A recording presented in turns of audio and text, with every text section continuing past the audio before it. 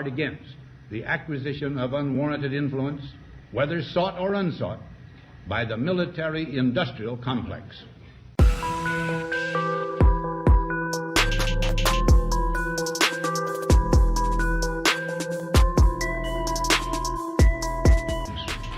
Our toil, resources, and livelihood are all involved. So is the very structure of our society. The potential for the disastrous rise of misplaced power exists and will persist. We must never let the weight of this combination endanger our liberties or democratic processes. We should take nothing for granted.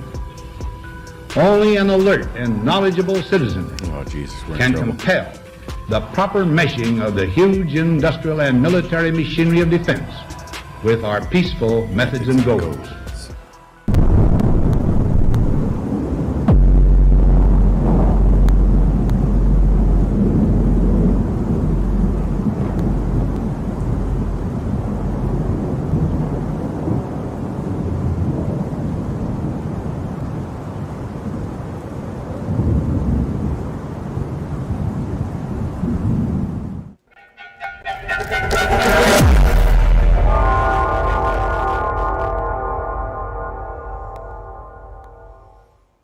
I myself and T-Daddy, that would be Thad, are going to bring in KC.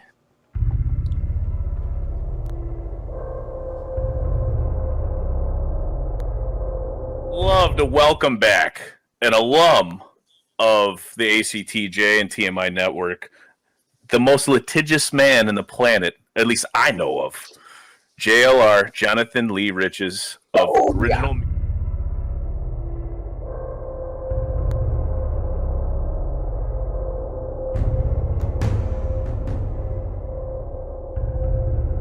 Hey, look, that's Jonathan Lee Riches standing behind him. Holy dear God, look. I think that is. He's got a biker's, he's got a Born to Ride 45 jack vest on, but he doesn't even have a fucking bike. It is. Applies to the federal government. The one he's putting it down Trump. Well, look at this. Oh my God. Oh my God. Born to Ride 45. He doesn't even have a fucking bike. He's got a damn scooter. And the problem that I have with that is Attorney General Moody is directly tied to the people that have the hit out on us. So that's awkward. That's awkward.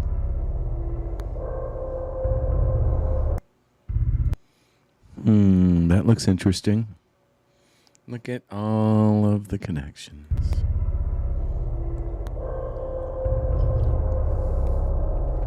We explain to them that we have credible threat to our lives by organized criminals wanted, being sought right now by the FBI for the insurrection of January 6th. They didn't do shit. So I was at CPAC, right? So I went down there in my official capacity because I work for Original Media Group. As you, some of your viewers know, that I write stories for your content.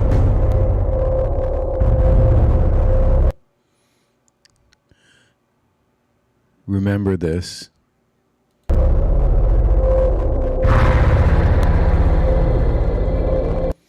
Look how that was published at YC News Network reports. It used a completely fabricated babysitter, apparently a text from someone that doesn't even exist, never did exist. Fred Taylor's daughter was our babysitter, and I was in South Korea or in Afghanistan when he claims this happened. But we'll go into this more. Hey, look at that. He was with Roger Stone right before he sent that, the night before he sent that out. Isn't that interesting?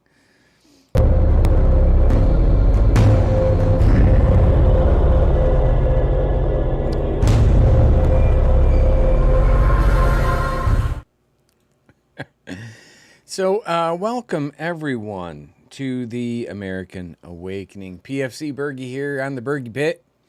Hope everyone had a great weekend. Mine was, well, you know, let's just say it started out Saturday morning with the second floor with a leaky pipe in the second floor, literally, and it was from the building main water supply, and it was just dripping. They had to tear out all of the ceiling tiles. I had to move all of the books.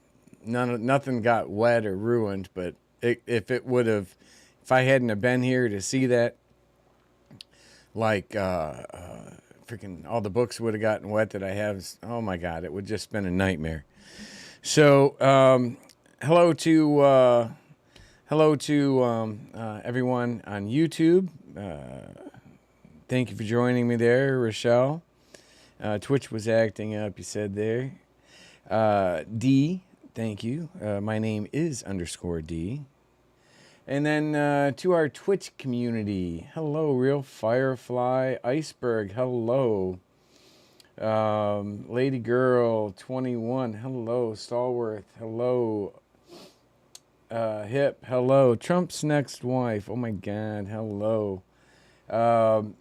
Just thank you again. I cannot thank Trump's next wife again. The timing on this couldn't be any better or worse. I had actually just signed, got approved for a new studio to be moved into on the 15th because the construction and everything's not finished up. They're remodeling. It wasn't going to be finished until the 15th, but now they're going to bump that up to the 5th. So I'll be able to get out of here because literally the whole weekend they had to shut the main water to the building off. So literally this building not only does it not have a shitter or any septic to speak of. Well, it does, but if you use it, it jettisons it all into the parking lot, which is kind of like, other than, aside the obvious class 3 biohazard, it just doesn't make for great, it doesn't make for a great office or, an inviting office environment. That's for sure.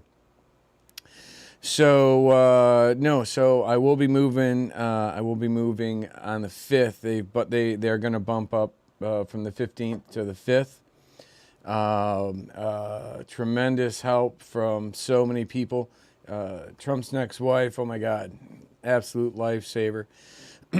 I do need to, but this also. I got set like not even $1,700 now from the VA a month. That's gone into the new studio. But I also have to, like, on Friday I'm gonna need a U-Haul. I got boxes I gotta get. I need to hopefully somehow come up with about $1,000 to be able to get everything moved. And to pay someone maybe about $100 to help move some of the heavier stuff that I can't get by myself. And I'm, by the way, moving all this by myself with a freaking herniated disc in my walking stick. So, I'm so blessed, right? Oh my God. Since the shitters went out a couple months ago, I've been looking for a place, and now I've got a place that's actually going to keep all of my expenses down to less than what my VA is. So I'll have all my expenses, even living expenses, covered, and be able to operate out of the studio, be able to continue to create content, and put this stuff out like what you're going to see tonight. Right, so I probably spent, I guess maybe the good thing, thank you very much, Stalwart. I guess one of the good things to come out of not being able to be in the office this whole weekend was it allowed me to spend about, probably altogether about 15 hours that I watched and created snapshots of certain parts of the Alex Jones InfoWars defamation hearing lawsuit. So that's what we're going to play tonight because, wow, the people involved in this are all the same people that were involved with Shadowgate. One of the people testifying Daria, her name's Daria. I actually have text messages from her. She's who engaged me with InfoWars just before going down there and afterwards. She was working with Millie and Gavin, in fact. So that's an interesting one. I had an interesting exchange with her. I found her to be completely distrustful. And, pretty much told them. So I'm like, what do you guys... her initial... Oh, by the way, do y'all like my new brown... the brown edition of Shadowgate? That's called when someone who used the public washing machine before you left bleach in there. But actually, I kind of like the brown. This was my black shirt. Every shirt that I had that was black and made of cotton is now brown. But this actually, I think, turned out pretty good. So it's like, wow, did Bergy... No, he didn't. He just... it just got bleached. So, you just got, I got boxes from U-Haul. I got most of my boxes. I'll need a few more boxes. But for the most part, I got the boxes done. I've been moving, or preparing to move for like over the last month, which is kind of hard to do because I still have shipping and stuff. I'm going to probably take the books completely offline because I've got to get I want to get all of the shipping done before I move on Friday. So any existing orders. So I'm probably going to stop any book orders or anything maybe tonight or tomorrow. But we are able to take support online. So if you can help out, you can do that.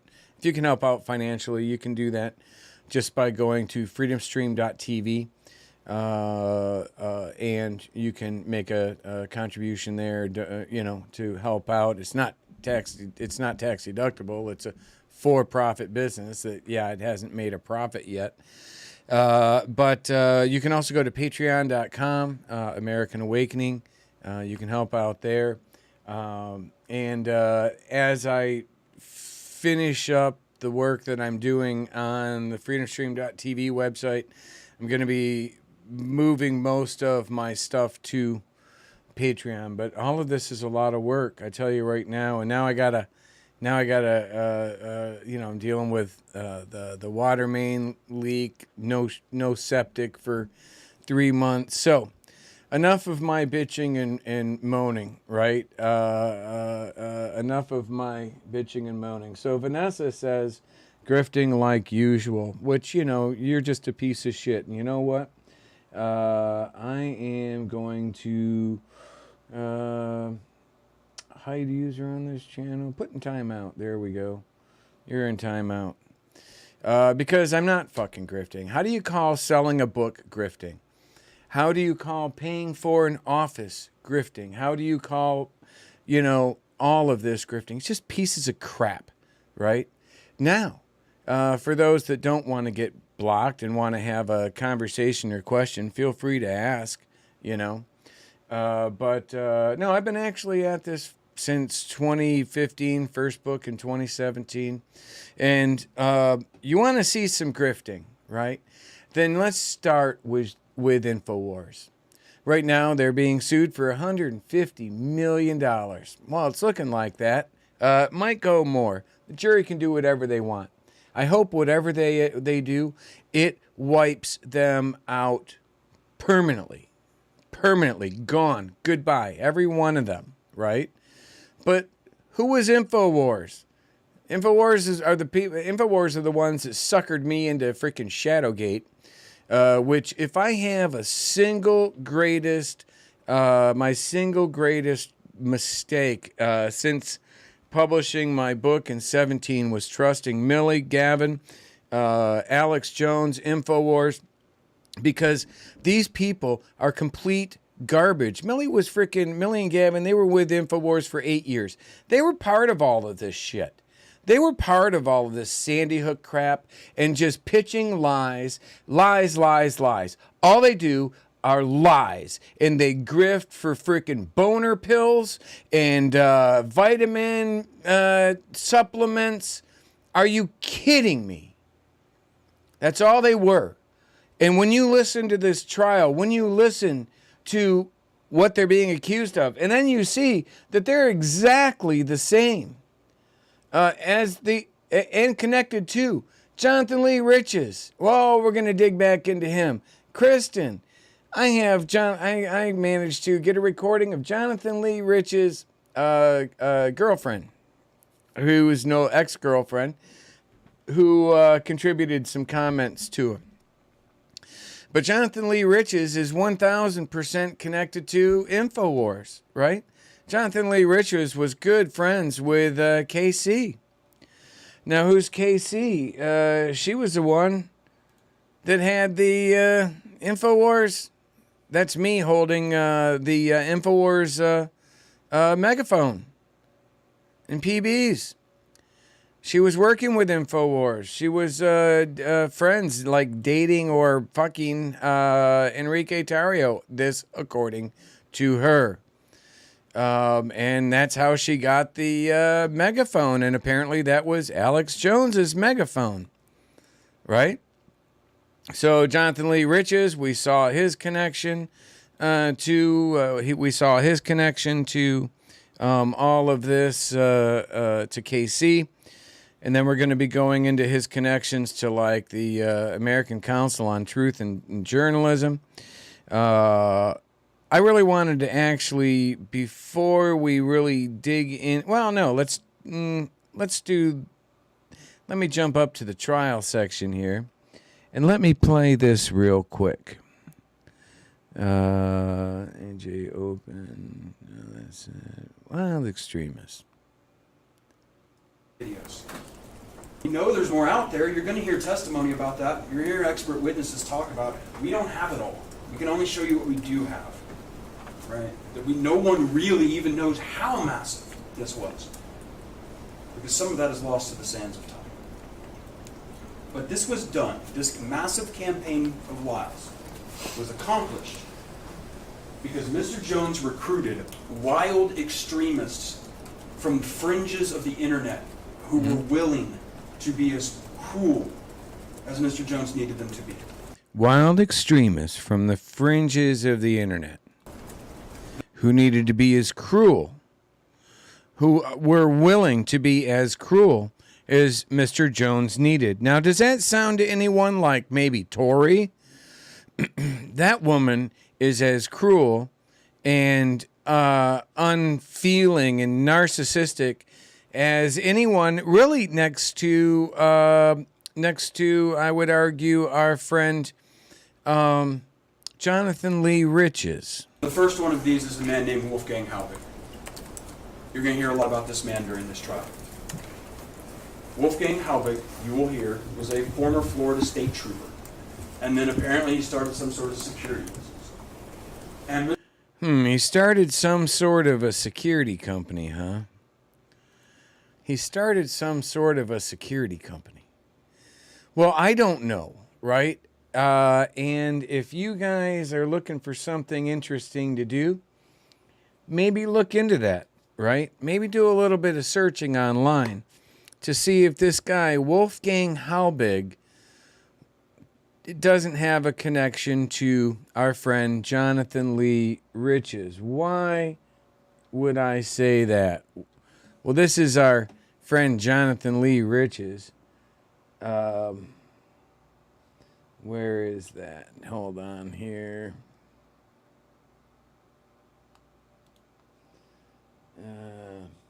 Target Rich. There we go. Videos.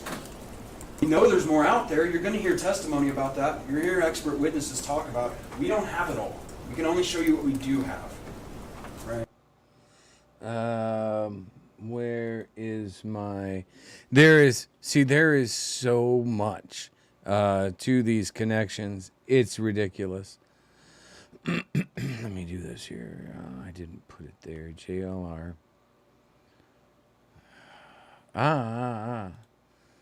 Council on Truth and Journalism. Here we go. Part 1. Yes. So I guess philosophers would be jealous. Yeah, that's probably a great place to start. I mean, I'll just go ahead and give you the stream, but for those that don't know who you are and kind of what you're about, maybe the reasons why you started filing lawsuits, we'll just go ahead and give you the floor and you can talk about that at will. Oh, the reasons. Okay, well, you check this out. So when I was like, I'm 40.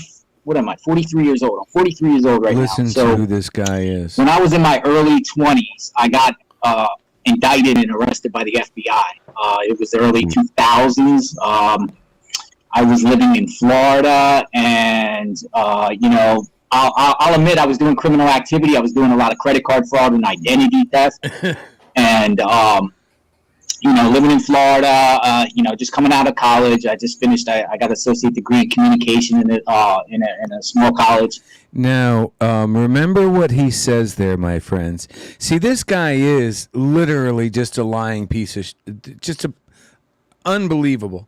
He will just lie everything he says. So when we get back when I jump over here to his girlfriend, his ex-girlfriend, you're going to see that this guy, he's freaking high school dropout, never finished college. I am as well, but I don't say and never have said that I'm anything other than that. I'm actually proud of that. I don't need to make it up.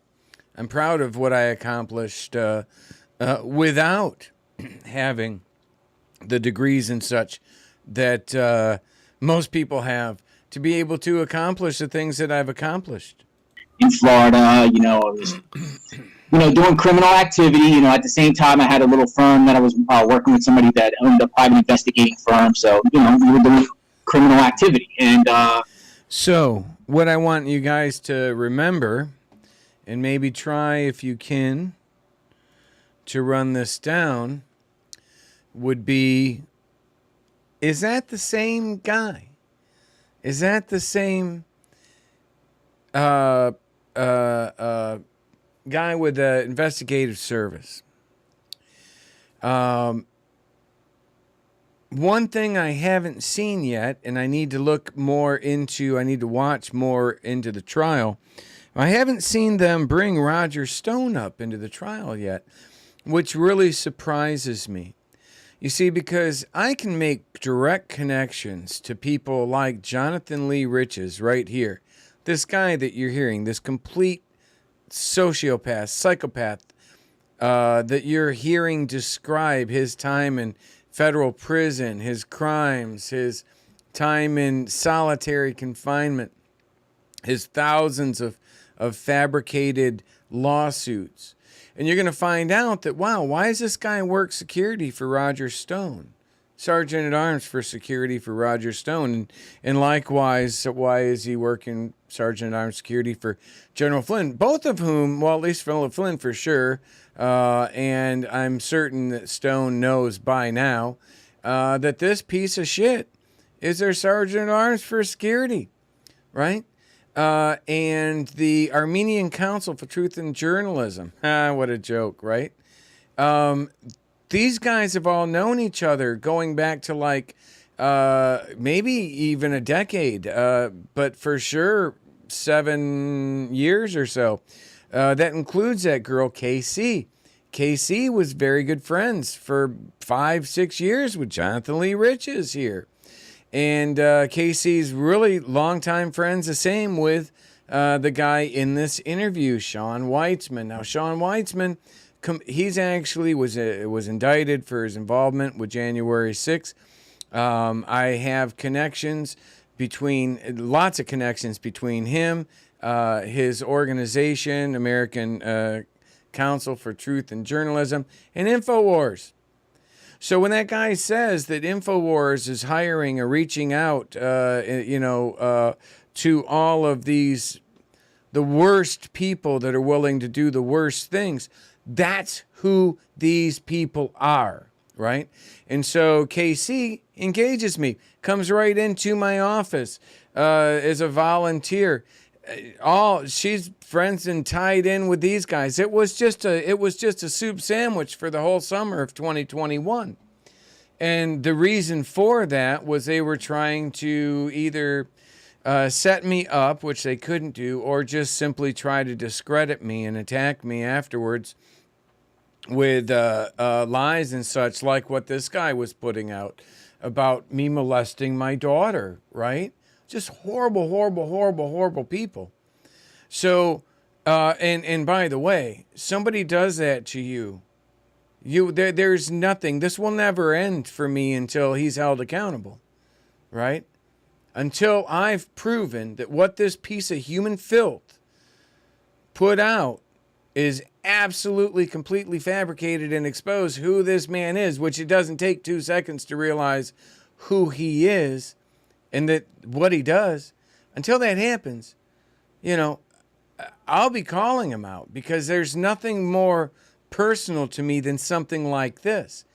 And I'll call anybody who gives him a platform and doesn't take him away out. George Colella for Born to Ride for 45, Bikers for Trump. Does the security for Roger Stone, General Flynn.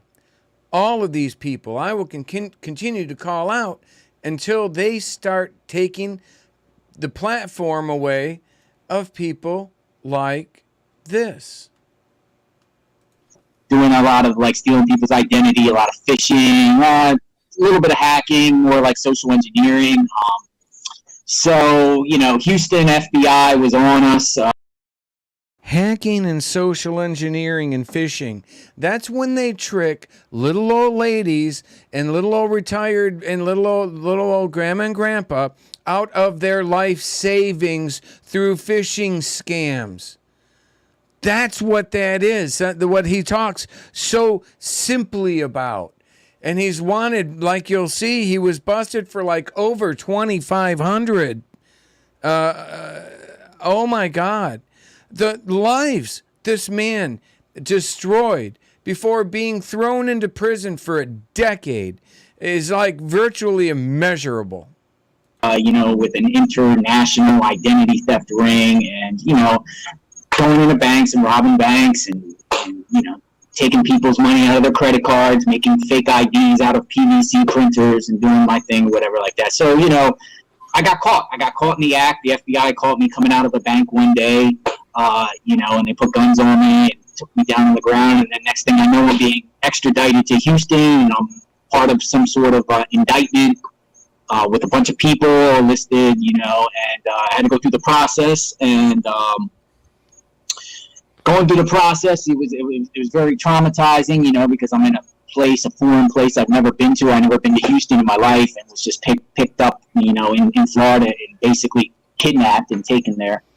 Yeah. Went through the process and, got 10 years. They gave me 10 years in federal prison. I really had no prior criminal history, prior criminal history of violence. I had criminal history of making prank phone calls when I was a juvenile, but nothing serious, nothing else. So it gave me 10 years. So I was very I was very pissed. I was very shocked, dumbfounded, and then they start throwing me in United States penitentiaries, the highest security, prisons in the United States. I was in Atlanta and Beaumont and Florence, Colorado, Leavenworth, Kansas. I was pissed, and I, started going to the law library to, try to understand my rights and try to understand how I can get some remedy on an injustice draconian sentence. And, I learned about the law, and I sat in the law library, for days and months, hours on end, all day long, just studying the law, what kind of remedy I could do. And, I started appealing my case, and then it just started to get denied. And then, the judge, I filed it myself. When you file an appeal yourself, it's called pro se, by yourself. You don't got a lawyer. And, right. So, the judge would respond back to me as frivolous, and they would say, deny. Pro se means as such.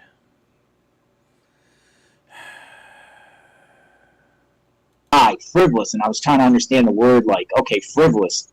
Yeah. You know, why are you denying my suits? You know, I have legitimate claims, you know, of me being enhanced on the federal sentencing guidelines, you know, and whatnot, and they just kept saying frivolous. Well, that's because he was, it was ruled on. And there are rules, like you have to wait a certain period before you can file again once they make rulings on it. No, this piece of crap is just so broken. He just went batshit filing crazy. Batshit crazy. Instead of just doing his time like normal people who get busted and who are like, wow, I got caught. I'm going to do my time. I'm going to get out. I'm going to try to fix things and do something better. No, that's not this individual. This is a seriously broken man. In fact, I want to jump over here real quick to his ex-girlfriend. And this scene capture is like, I just copied and pasted it, so I got stuck with that. Let's take a look at his girlfriend here for a few minutes.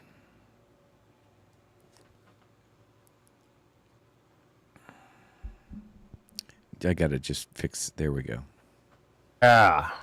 So I got somebody backstage right now, and she is. I've been speaking with her privately for the last hour or so, and she's definitely JLR's ex-girlfriend, and this seems trashier than what I normally would do. I'm not 150% proud of myself here. But you know, I think it's fucking necessary. You know, if I'm being totally honest, fuck this. If I'm being totally honest, if I'm being totally transparent, fuck you if you're judging me for this, because this is a piece of shit that doxes people on a constant basis. He doxed my family. And I don't like this guy. And somebody decided to speak up. And that somebody is somebody that I've been speaking with that I find very credible. And I'm going to bring her on. Angela, hello. Hello, I'm here. So Angela, you are Jonathan Lee Rich's ex-girlfriend? Yes.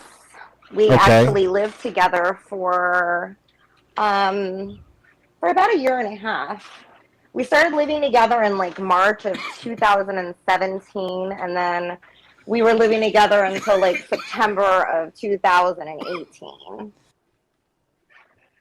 Well, I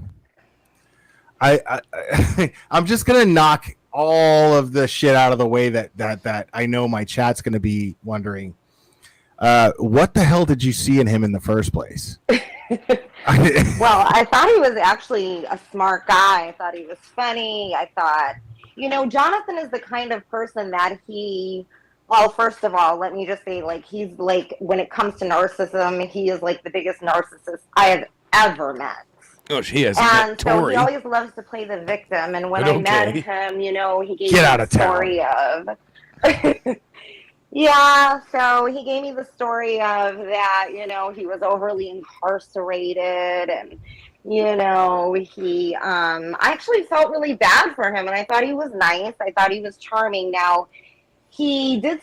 Just real quick, Stallworth made the comment over on Twitch that FBI probably hired him with those credentials. I would just say, I would actually just steer away from that.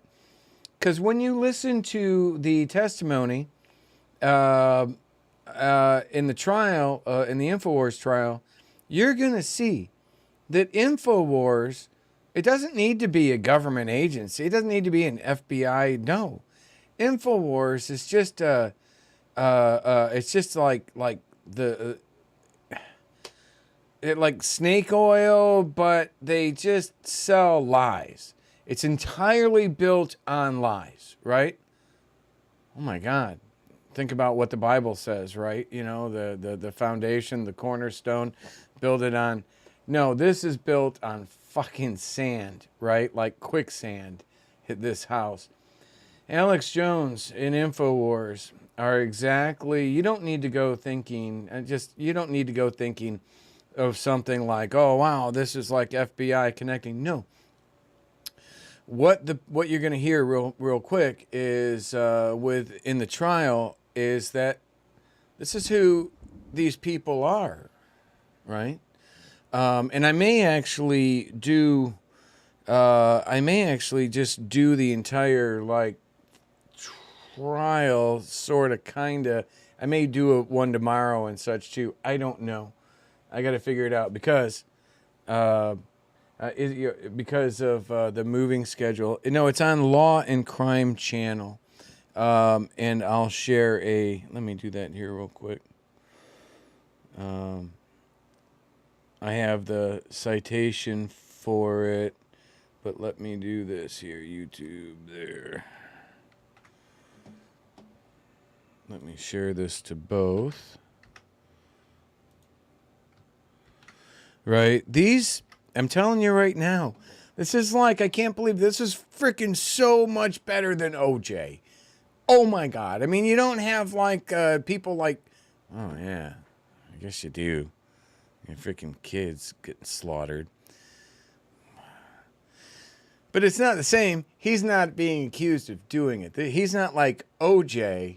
So we're not going to let like a killer off. But he is AJ.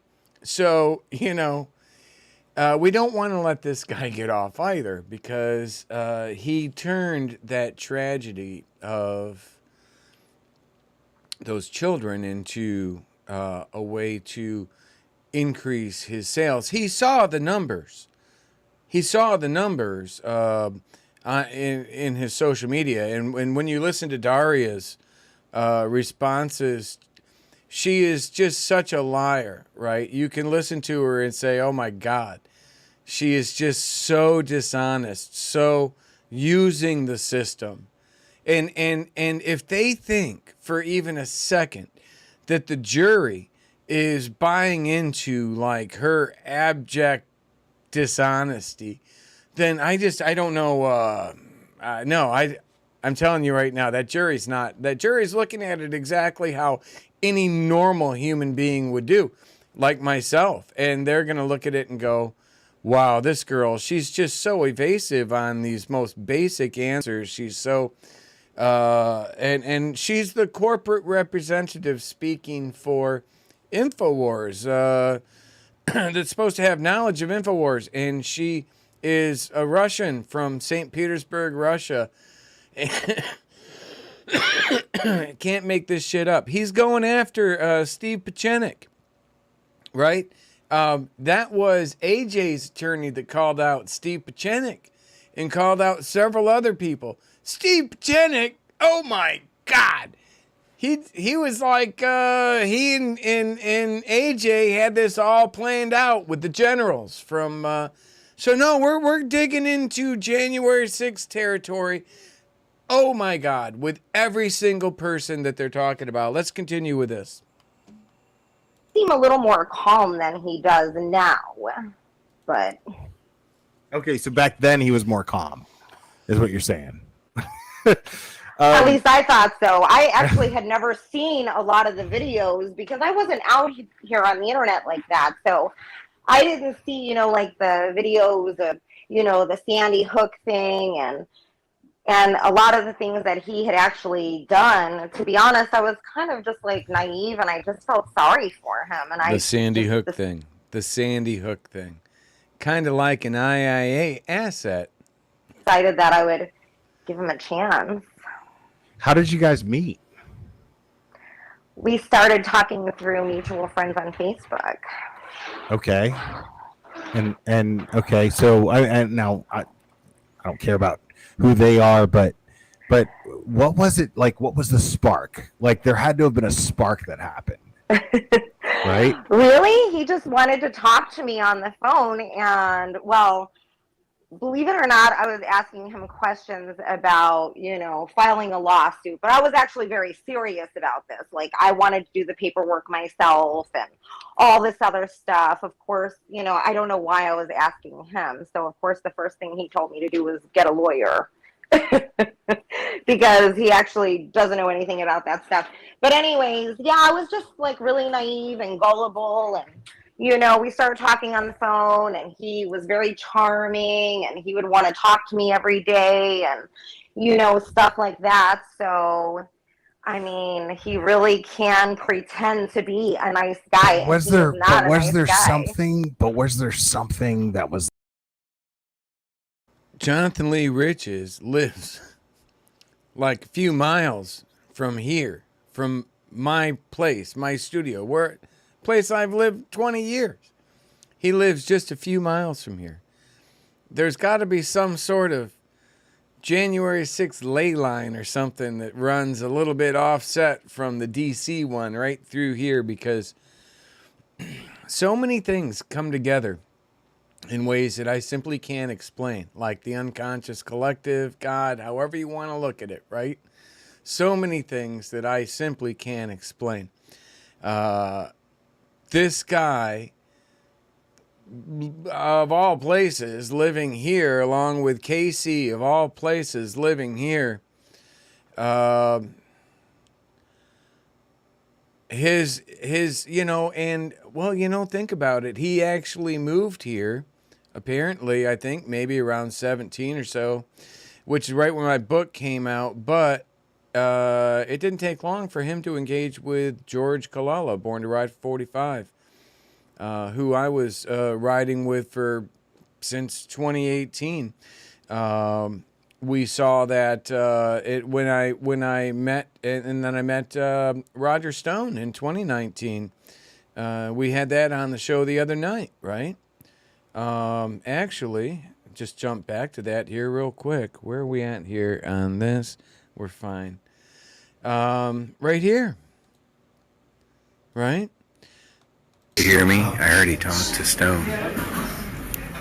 It is awesome. Really extraordinary because 2016 that's not Jay. Was the year in which the mainstream media monopoly, the stranglehold on political coverage and the political narrative and the political news in America was broken by a vibrant and robust He's sitting right at my media table.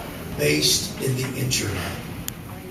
And now, the greatest single danger to the Trump revolution, indeed the danger to the Trump agenda, the Trump re-election, and the Trump legacy, is a systematic campaign of censorship on the internet. I know, don't.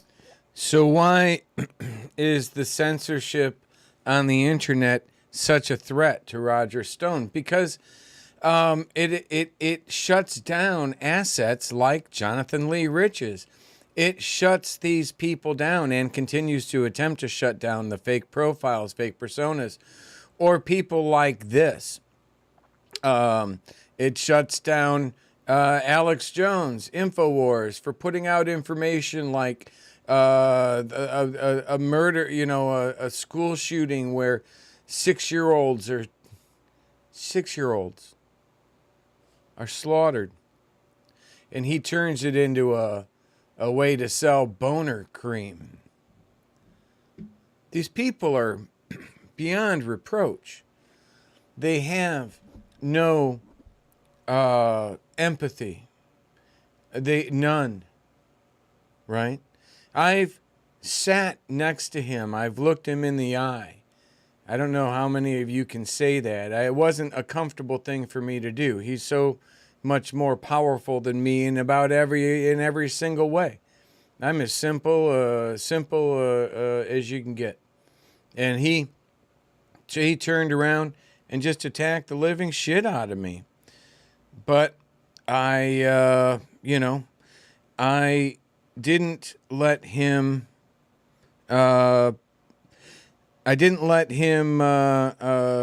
Control the situation, right? I like to think I put up a decent argument with him.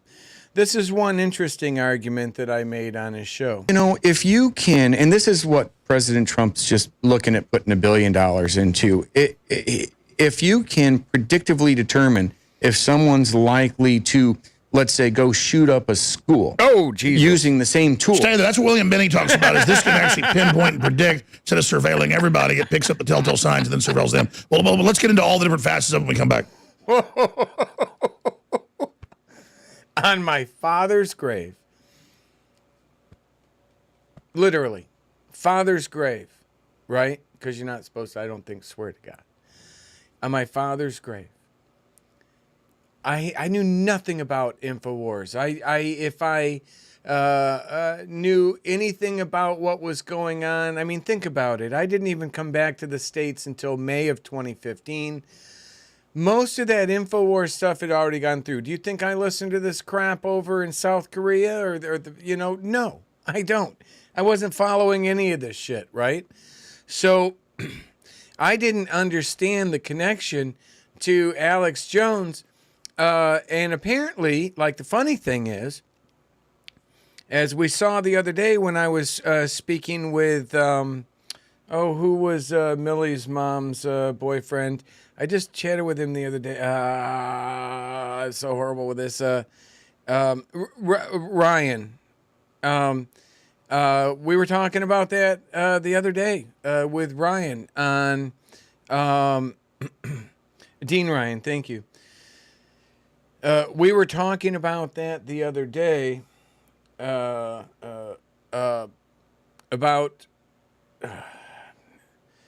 that connection to Shadowgate. Let me do this.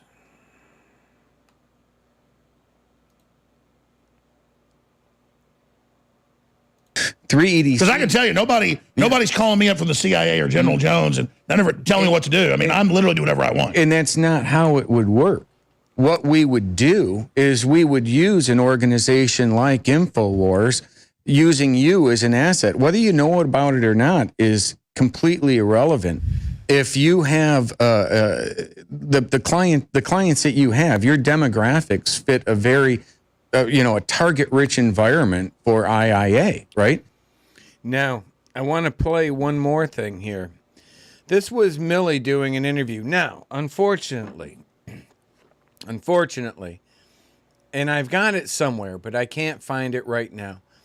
Millie did 2 interviews, just like maybe a couple days apart. This was around May of 2020, where in this interview I have, at the very end, she talks about how the National Guard should be brought in and the Insurrection Act should be called for. Okay, now think about it. InfoWars just sets these things up. InfoWars takes these things.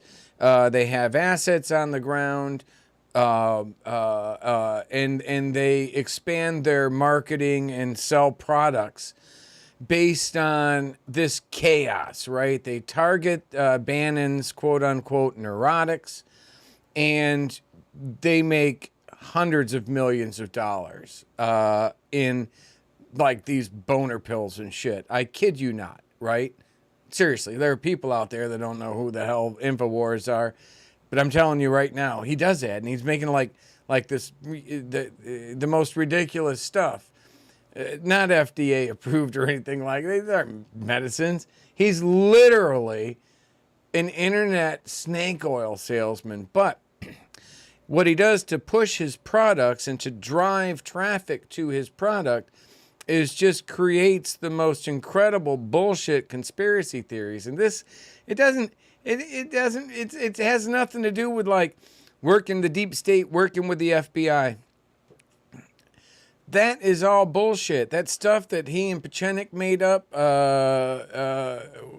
almost certainly. Let me look here real quick. I might have Show me something natural like Show me something natural like ass with some stretch marks. I can't see too good. Is that a young bearded Han Solo? No, do I have it? No, I don't. Hold on. Maybe there.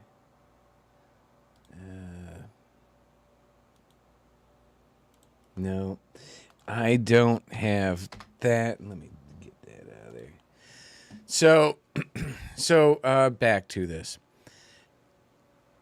All of these people. So I got somebody back. All of these people have been working together in a tactical, coordinated way. And again, it doesn't have to be the FBI. It doesn't have to be some deep state government agency. These are just bad people that have found a way to take a truth and spin it into a lie that they can then turn around for profit and power, right? So most of these things do start with a base of truth, and then they spin them up, right? His stuff with the stuff that we've seen before and I've played on the show with Steve Pachenik, that stuff was all put out there just for bullshit to, well, what it does is it helps draw people in, right? He wants a certain demographic of people. There's only a certain demographic of people that are going to buy his AJ's boner pills. Give your next hard on the deep state touch. I don't know, man. I swear to God, that's what they do.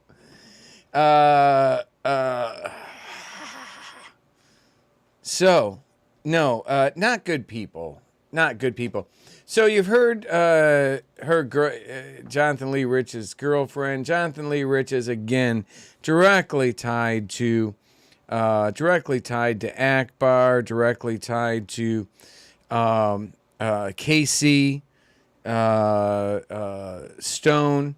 We put all of these people together. Now, why is it important?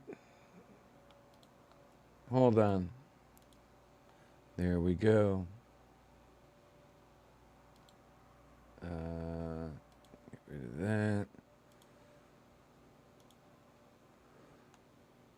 My phone kind of faded out. Okay. You also see. Here's what happened. Though it was messing up. Like basically is like again. There's so many federal courts. So like I try to strategically do it where I was like, okay, you're going to get banned because they can actually do a pre-file injunction where it means if a judge orders a pre-file injunction, you submit anything else to the court, the clerk of court will just trash it. They won't even dock it or file it, or they'll just send it back to you and say.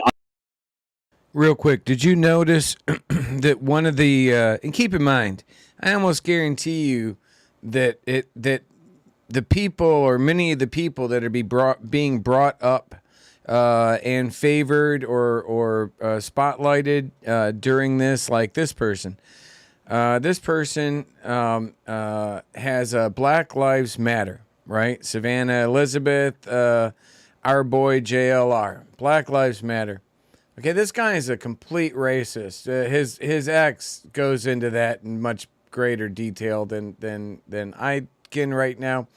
But even like the Make White America Great Again, his connections, which I think will probably play here and you'll hear in just a moment, where he was involved with that cop that was accused of killing the black guy that started the riots, right? This apparently went him in this picture with that hat apparently went quite viral, and so this is all. I mean, oh my God, he could have been, and he even talks about it. He talks about it. He could have been the one triggered that triggered that event. Won't even dock it or file it, or they'll just send it back to you and say unfiled because you're banned, right? Yeah. So what I was doing for a while was I was just picking one court and then just submitting hundreds of suits in one court, and before the judge would do that pre-file injunction, And then I jump to another court in another district and do them. Understand? So I just keep flopping around and jumping around. But it got to the point it was endangering them so much that the actual federal government filed a lawsuit against me to stop me from suing. You know what I mean? Like nationwide. They filed like a nationwide injunction saying that the Bureau of Prisons can take all my outgoing mail and just don't send it to the courts. So, like, anything I was sending out of prison wasn't even going to the courts. They were just intercepting it, which was crazy itself, which is unconstitutional. Yeah, it is. So we flash forward a little bit. It's really not unconstitutional. I mean, how is it unconstitutional? He was allowed to submit it. I don't think our forefathers sat around and said, hey, what if some guy wants to electronically file thousands of them? We should protect him. Really? No. Sorry. You, sir. Hey, A. Baker. And the fingerprint biometrics purchasing lunches. Why that's a conversation for another time. But listen, this stuff's going to happen, like it or not. So I say we get ahead of this, have this conversation. I say we use, let's say our kids have to use biometrics, right? So let's say it's going to happen no matter what. And they're going to have to use a biometric thumbprint to sign in to get lunch stuff. That data can be used one or two ways. It can be used to collect more information on us so that they control our lives, or it can be used so that it controls our government, right? Our elected officials. So let's say your kids do have to do that. Well, if you could put that into a computer system and you could really break down exactly what each area needs and such, you could have that AI technology actually control your Congress people, right? And the Congress people have to be accountable for all these things. So I'm just saying, it's a much longer conversation, but you threw that in there, and I'm sorry. That happens on this show once in a while, folks, where someone will make a comment and I'll add to that. But no, that falls under like the AI for election for elected officials. Oh, and by the way, we need one elected official for every 30,000, which is what the Constitution says. So it would be about 12,000 elected officials. Which try controlling that, Nancy Pelosi. Try herding all of those cats. The entire 10 years, Just correct? Saying. Correct. During the course of suing people, of course, I would.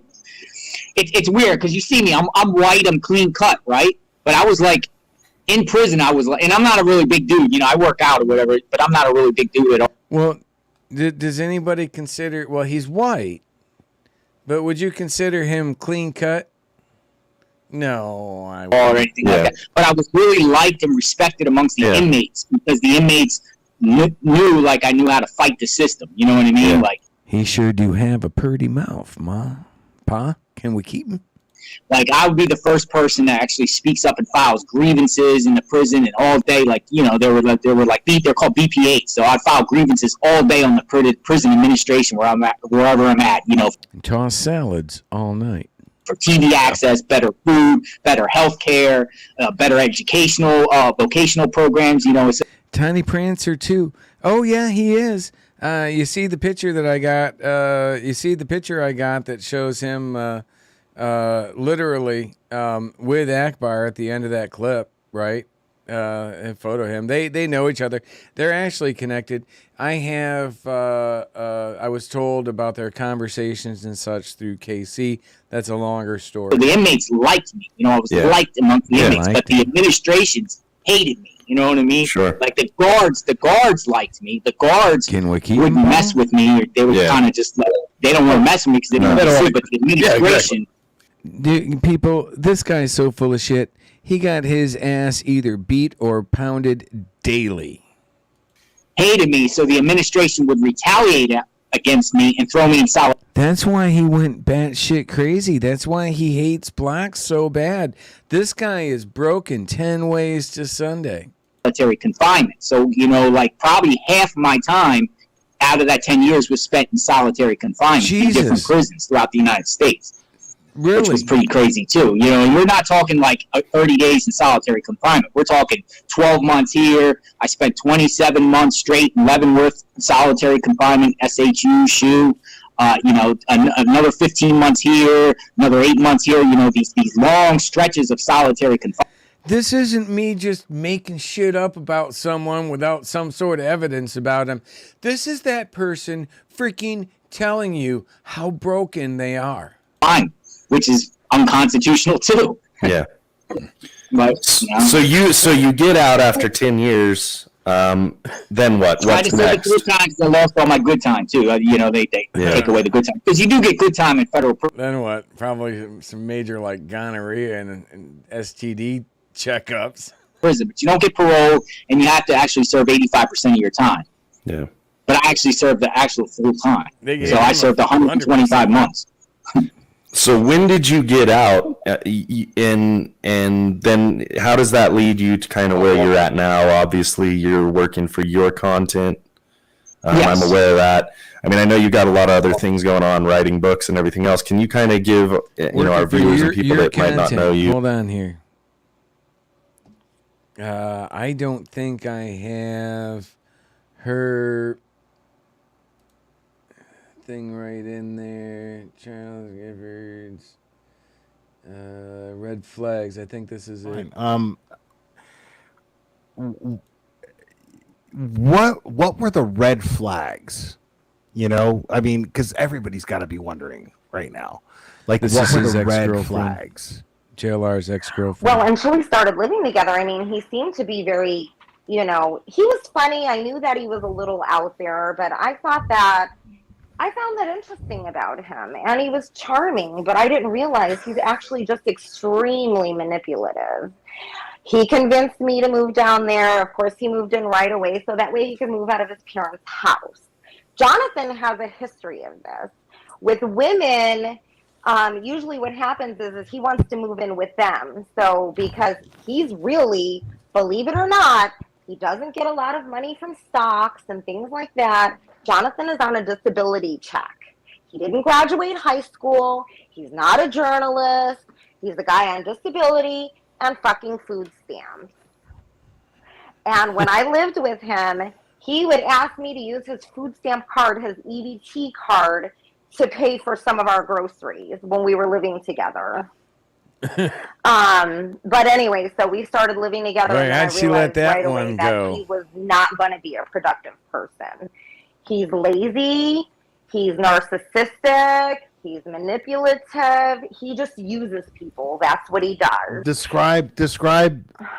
Give an example of his narcissism. Like, give it. Tell us a story about when you guys lived together and something that made you go, "Holy shit, this dude is a total fucking narcissist." Everything is about him. Everything is always about him. I mean, just look at him on social media. He doesn't do any of the stuff that he's doing to help anyone. He loves other people's tragedies because that gives him something to jump on YouTube and maybe get some donations. And then that way people will donate money to him, and then he can fucking use that money to go run around and travel and act like he's so interested in, you know, the Summer Wells case and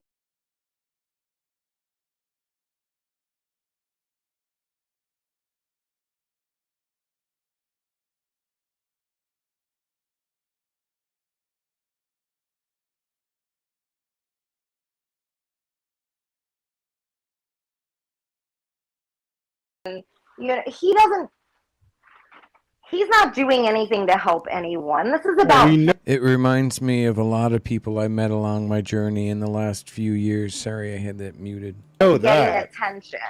We know that. Like, what was it absolutely sounds like Tori. it like living with him? You know, like, did he show signs of this when you were living with him? Give an example. Yes, he's actually like a toddler, and he throws fucking tantrums. And when he does that, it's really scary. Tell me a story about a tantrum. Well, there was one time I remember that we were actually going to we were going to Philly because we lived right outside of Philly. So we were going into the city and it was early in the morning. It was still dark. And he asked me to pull up something on my phone.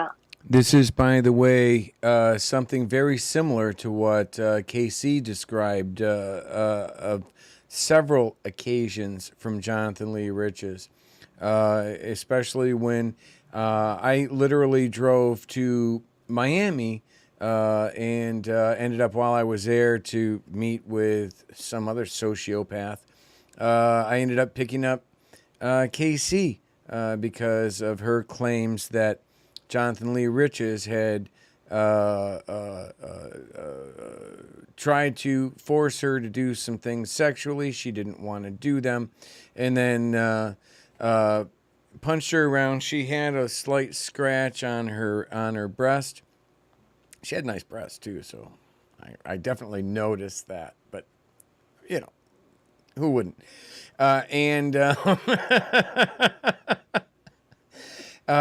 So what this lady's describing right here actually sounds very much like what I heard him say while he was on speakerphone with her, and what I've heard her describe, Casey describe.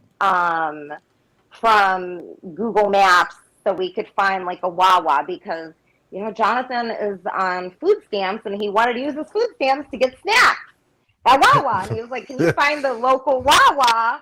And I'm like, I don't know the city, Jonathan. You know the city. He literally screamed at me, threw a fucking tantrum, acted like an idiot in the middle of the fucking street.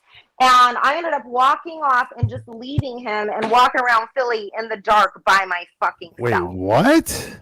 Yes. Nice. So what we're going to do here is... hold on. No, stop. The person... There we go. God bless you, Patrick. Hold on here. Stop the clock. Stop the clock. Stop the clock. Where is that? 10 minute. There we go. Okay, so we're gonna run. I'm gonna take a 10-minute intermission right now. Probably gonna run this late tonight because I actually want to play. I want to play some of the more of the opening of the. I want to play more of the opening of the trial. I might go actually really long here. I don't care. I am gonna pop out right now, grab a smoke, use the bathroom. Probably use the bathroom at U-Haul. If you can, and you enjoy this, you enjoy what I'm doing, please share it out. If you're watching me on YouTube, please like this. You know the whole routine there. If you can support what we're trying to do here, I could really use it. Like I said, we're moving offices next on the 5th. And we really need to try to come up with like about $1,000. And I know it's not going to happen. But I've really used pretty much everything I got from my VA, and what we've brought in already. So, but this is actually going to be a really good thing. It's going to allow me to, be virtually invincible, when it comes to doing this, right? So, again, if you like what we're putting out here, if you like what I'm showing you right now, I think I have a Cash App, but I'm not entirely sure. I think I do, but I couldn't tell you what. See what a horrible grifter I am? I don't even, I've got it set up like through my business so that it's accountable, right? I probably have a Cash App thing, but I don't know what it is.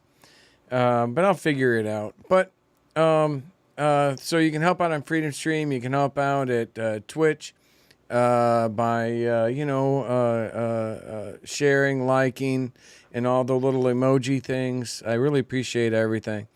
Patreon.com, American Awakening, Facebook. I don't have anything set up there, and I'm not really using it much. But on that note, be back in 10 minutes again. If you can help out, We're really pushing for it right now because we got a big move on Friday, and we're gonna make it. We're gonna do it no matter what. But it would be a huge help. I will see you guys in T-minus 9:59.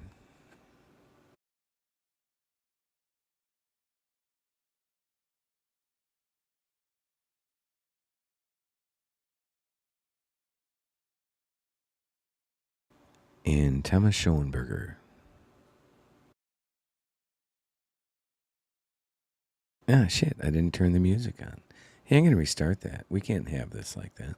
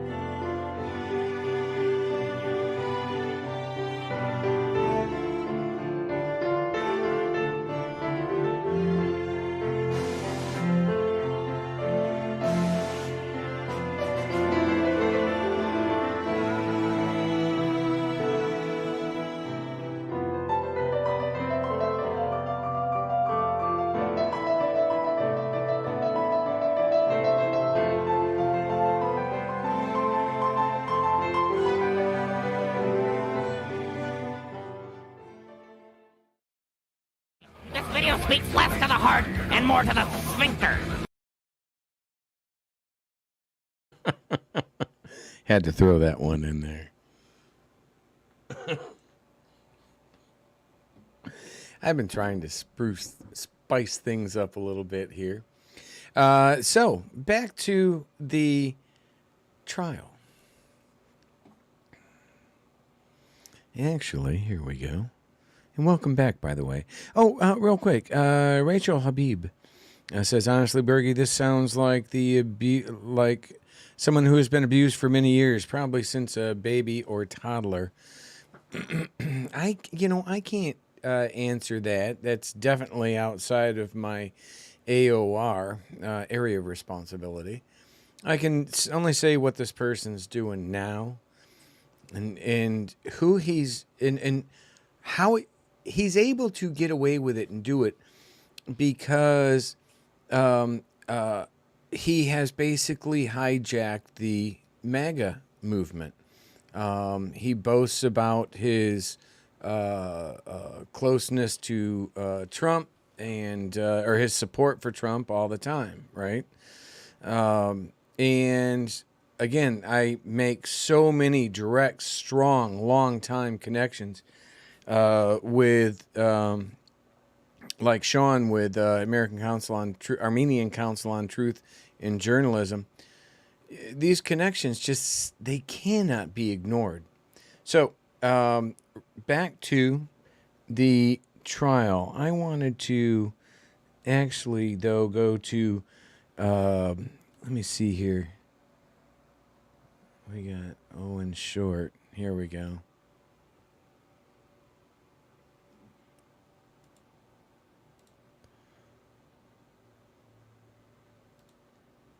Oh, shit. Sorry, hold on. Missouri.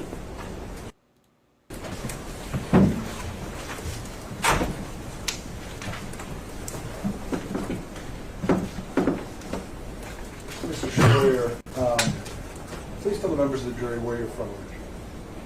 I am originally from St. Louis, Missouri. And did you go to college? I did go to college. And what did you get your degree in? I studied psychology and media studies. Isn't that interesting? Isn't that interesting? Psychology and media studies.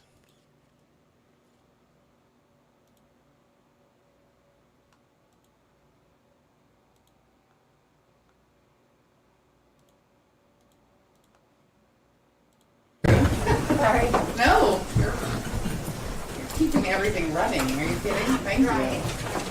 All right. Welcome back from lunch. I do have a quick statement that I'm going to read for my jury, and then we'll turn to plaintiff's side for their first witness and some other things. Mr. Raynal, throughout his opening statements, claimed that Mr. Jones has apologized repeatedly for the statements he made against the plaintiffs. Ladies and gentlemen of the jury, this statement is hereby stricken from the record, and you are to disregard those statements as it has no evidentiary value in this case. Any public apology, correction, or retraction of the libelous matter made and published by the defendants Alex Jones or Free Speech Systems LLC may not be considered as evidence of mitigation of damages in this matter per Texas law. Yeah, this chick is not a big fan of InfoWars. I'm telling you right now. All right. I shouldn't be enjoying this as much as I am. But he really did shit all over me. Now we're ready to begin again. It looks like we've had a little counsel change there. So, Mr. Ball, do you have a witness for me? I do, Your Honor. Okay. Please call Detective Dan Jewis and stand for. All right, thank you. Are you invoking the rule? Your Honor, at this time, the defense will invoke the rule. All right. I need every witness or potential witness who is in the room. So I need the attorneys to identify Agreed, them. Cosmic Club. I don't think that we have one in the room, Your Honor. We have experts. We have Experts experts. are- I'm sorry, we have experts. Experts are not included. Any fact witness. We have two. Could you both come up here, please? They have two. This is where I saw You it. can just come. Just stand in front of me. You don't need to come all the way up. Just stand in front of me. This is where I saw it. I had no idea who the witness was, and then boom. I need your names for the record, please. Sir, you go first. Daniel Jewis, Jewiss. Thank you, ma'am. Daria Karpova. All right. I need each of you to raise your right hand and be sworn in. Yeah. Do you solemnly swear or affirm, under penalty of perjury, that the testimony you're going to give in this matter shall be the truth, the whole truth, and nothing but the truth, sir? No. Ma'am? Thank you. You can lower your hands. You have been placed under what is called the rule, which means that it will be necessary. I've got her cell number. Should I send her a text message? Hey, remember me? For you to remain outside the courtroom. I don't want to. I can't do that though. How the judge might freaking get pissed off at me or something. But that is so tempting. Witnesses are testifying. You are not to speak with each other or with any other person, including the parties, about this case, except by permission of the court. You may, however, discuss your testimony with the attorneys in this case. She's explaining the rule right now, Wicked. You may not and are not to read any report of or comment upon the testimony in this case while under the rule. Any witness or other person violating these instructions may be punished with contempt of court, and it may result in my striking the witness's testimony. Should I text her a question about this? And then she wouldn't be able to be used as a witness for Alex Jones. So I suppose because I just said it live and laughed about it, I probably really shouldn't do it, but think about it. If I did and she read it and I got like a read receipt on that, she would have broken the rule. Ms. Karpova, at this time you're not testifying, so you will be instructed to remain outside the courtroom. And Mr. Jewis, if you are not released from the rule after your testimony, you also will have to remain outside the courtroom. You do need to stay on this floor so that when you are called to testify, you are... Okay, enough of the rules. Let's go into Daria Day 1. Now we're skipping ahead here. Let me do this here. Well, we're in trial. No, let me go to trial. Hold on. AJ, open, ending, inflaming them. Okay, let's do this. This was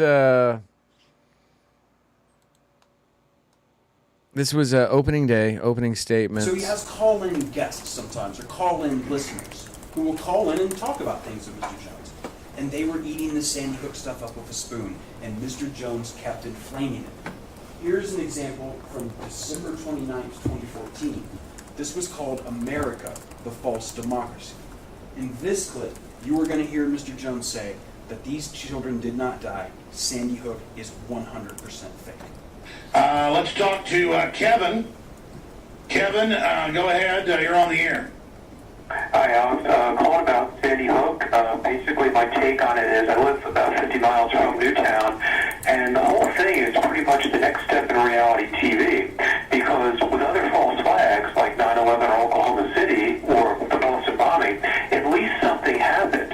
With Sandy Hook, there's no there. You've got a bunch of people walking around a parking lot, is pretty much what it comes down to, and none of the evidence... No, I've had the investigators on, I've had the state police have gone public, you name it. The whole thing is a giant hoax.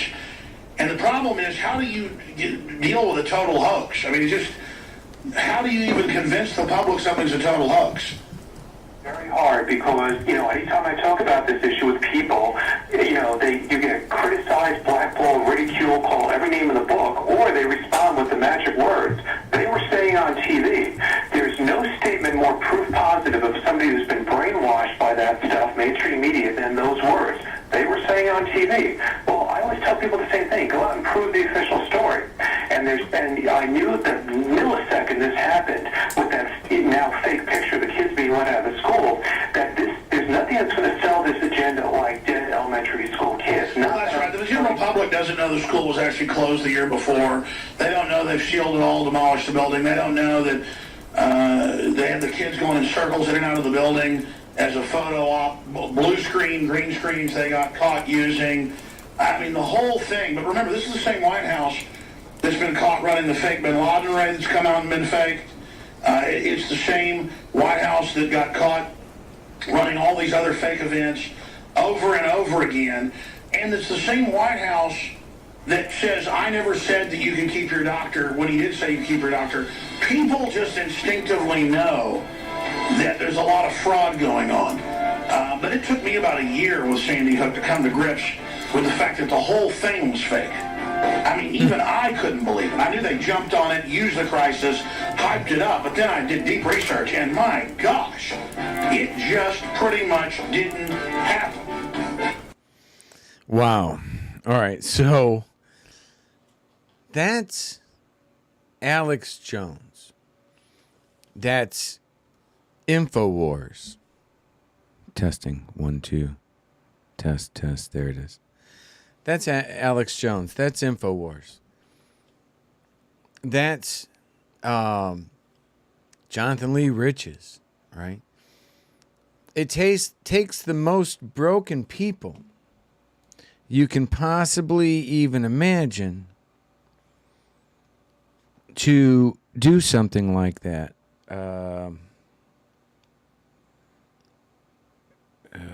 Mental. Let me see here. Hold on.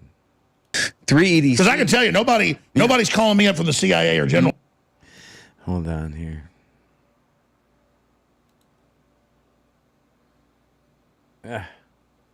Maybe there. Yes. No, I don't have the specific one I was looking for. So he has call-in guests sometimes, or call-in listeners, who will call in and talk about things with Mr. Jones. And they were eating the Sandy Hook stuff up with a spoon, and Mr. Jones kept inflaming it. Here's an example. So, let me stop this. I have a section in here, a segment in here where I can probably actually find this right here. Just take me a moment. I think I have the entire thing. No, here. I have the entire. It'd be part 2. As well, you know, kind of. This is where Jonathan Lee Riches talks about kind of being uncle, and I'm here to pay respect to the victims. Next thing I know, I got was involved with a lot of conspiracy theorists. Here, right here.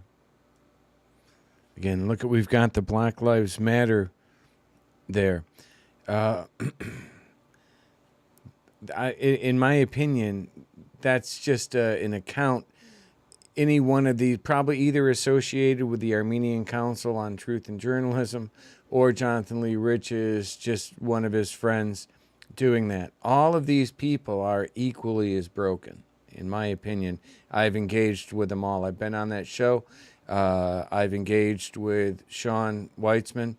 One of the most dishonorable and people I've encountered, right? He goes right at the top.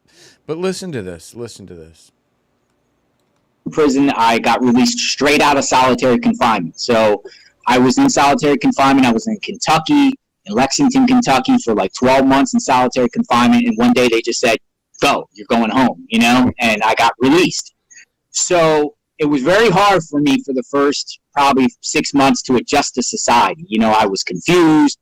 I felt like I was walking on eggshells, scared to do anything, paranoid, because, I spent a lot of time in solitary confinement. So it was an adjustment period. So I went through a phase where I was involved with a lot of an adjustment conspiracy theorists and kind of truth seekers, the truthers and the conspiracy, the MK Ultra type of crowd, that believe everything is symbolism and everything like that. So, I was doing a lot of shenanigans online, whenever there was I got out. So doesn't that sound like he was either A, being influenced almost certainly by Alex Jones, InfoWars, or be an asset of theirs. I mean, come on, that's his description. Instantly, and I started, gravitating towards Facebook and Twitter or whatnot. And,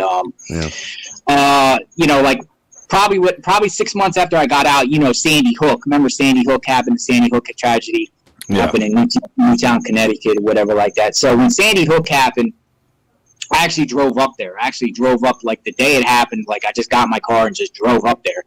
And I was just BSing around, but I was in the conspiracy theories type of crowd. So I wanted to, my thoughts at the time was like, hey, this thing was a false flag attack. Sandy Hook was some sort of false flag inside job. False flag, crisis act. Crisis acting, sure. So I was out there, with my camera doing an investigation. They go into false flags. The petitioners, the petitioner literally has a picture of where false flag, the word originated from.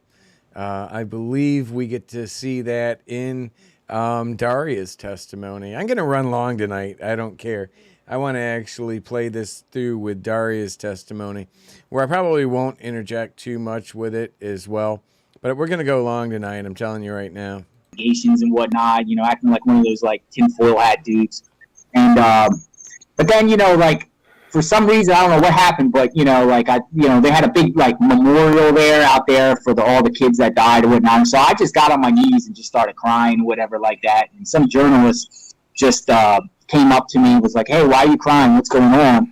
And I just instantly got up and just told him I was the shooter's uncle. I just said I was Jonathan Lanza. Adam Lanza is my uncle, and I'm here to pay respect to the victims. Next thing I know, I got like 100 national media with cameras and video. What do you mean you're the shooter's uncle? You got anything to say? And then I just winged the story and just said I was just with Adam Lanza a couple days ago. We were at a barbecue, and he never had any signs of doing this and whatnot. And next thing I know, I'm all over national TV as the uncle of the shooter. I said he was on fan app. I blamed it on psych drugs. You know what I mean? So then all the media outlets were posting, oh, yeah, Adam Lanza was on psych drugs. Adam Lanza was on psych drugs. That's why he did it, and the uncle says it. And then it slowly unraveled that it was just me. It wasn't, it was the litigant. It was the lawsuit guy that was pretending to be the uncle or whatever. And I was on probation at the time, and I just left the state without permission. So that I violated. It's actually the federal government locked me back up, and I spent another 2.5 years in federal prison for a violation, which is kind of crazy. A long time for a non-arrest violation. Now I have kind of two issues right here. Jonathan Lee Riches absolutely engaged me, my business, fabricated content. Did everything he's basically accused of doing to other people. Just horrible human being. Now, he was either doing that, he was either feeding off of InfoWars, right?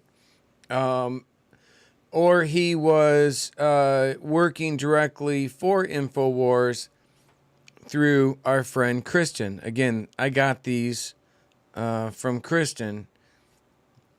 I gave them back to her. She told me she had gotten them from Enrique Tarrio, right?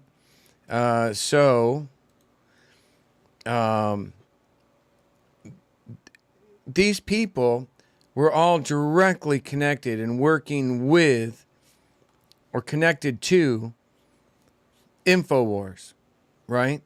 So when this guy here, hold on, it's going to start up. No, it won't get. When this guy here comes out and describes these people. Videos.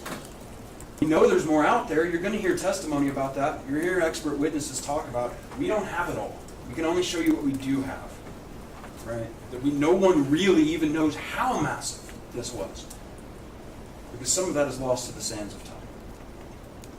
But this was done. This massive campaign of lies was accomplished because Mr. Jones recruited wild extremists from fringes of the internet who were willing to be as cruel as Mr. Jones needed them to be.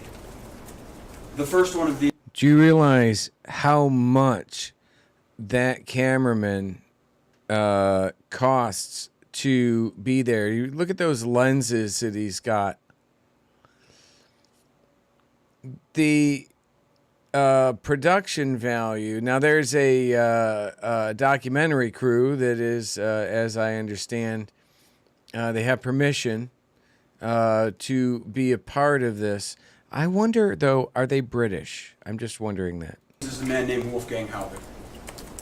You're going to hear a lot about this man during this trial. Wolfgang Halbig, you will hear, was a former Florida state trooper. And then apparently he started some sort of security business. And Mr. Halbig was on InfoWars all the time. So that I have kind of an issue with, right? So what's the situation there? Now, there's a ton of potential. I mean, I guess there's not a whole heck of a lot of the population of Florida that fall under the category of private detective. And I believe, if I'm not mistaken, although I could be mistaken, I was told possibly by Casey that the guy that he worked with that was the thing was a former cop. I've been told that he actually has some connections with law enforcement, or he's had them for a long time. That may have been what that was. So I'm wondering, is it the same guy? If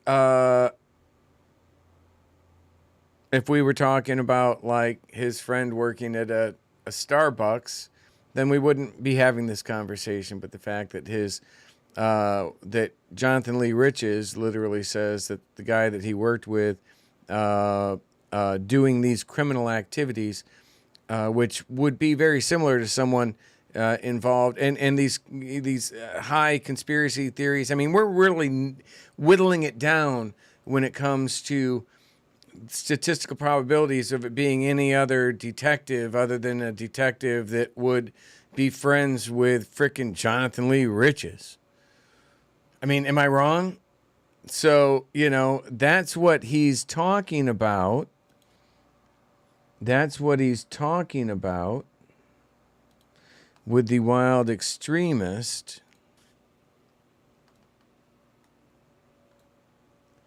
Needed them to be. The first one of these is a man named Wolfgang Halbig. Right. You're going to hear a lot about this man during. The wild extremist. Wild extremist from the fringes of the internet who would be willing to be as cruel as Mr. Jones needed. Are you telling me there's a better candidate other than Tory, who was actually on InfoWars before me, and then Jonathan Lee Riches? Legitimate question. And the fact that he works as security, sergeant at arms, for Roger Stone events and for General Flynn events in Florida and even outside, and even their connection to being on the ground in D.C. on January 5th and 6th.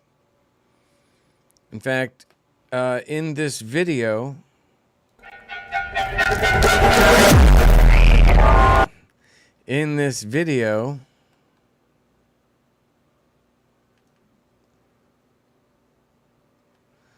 this is KC.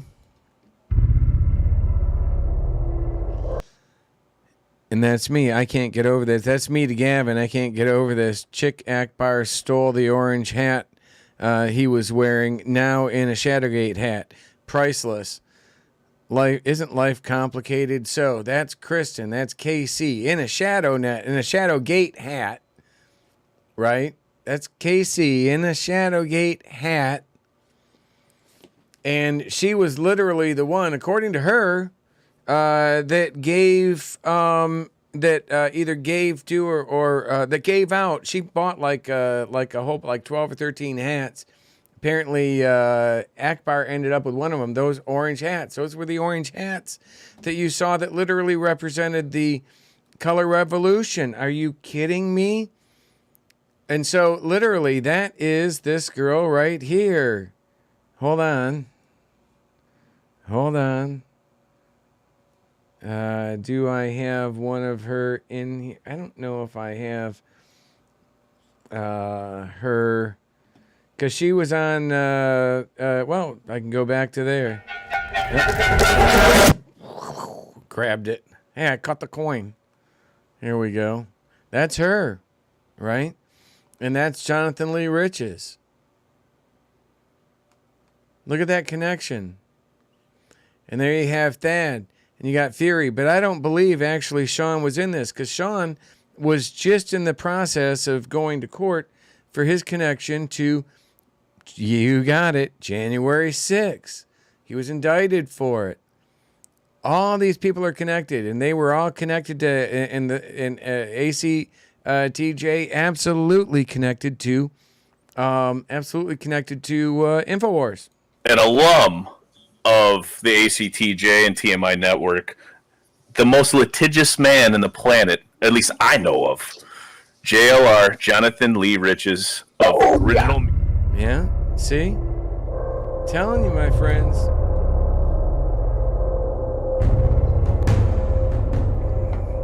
Telling you. Exactly. Hey, look, that's Jonathan Lee Riches standing behind him. Holy dear God, look. I think that is. He's got a biker's, he's got a Born to Ride 45 jack vest on, but he doesn't even have a fucking bike. It is. Look at the special. He's got special access, like a journalism, a press pass. He's got a press pass to, what is this, the Republican thing. Are you kidding me? Why are Republicans enabling garbage like this? Why? We just absolutely gave up the high ground, 1,000%. All the people that were here at this event were right there. Right here.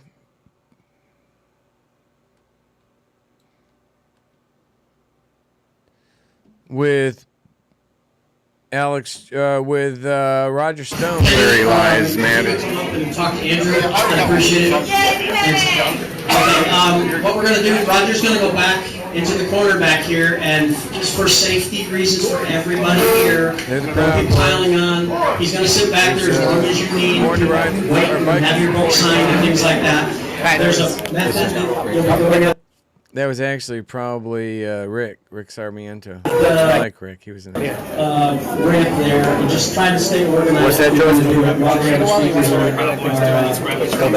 Taking place here. You got them all? That's George. Andrew. That's George. We were sitting at Roger Stone's table. At my table. Hey, George. Right? So that... At my table.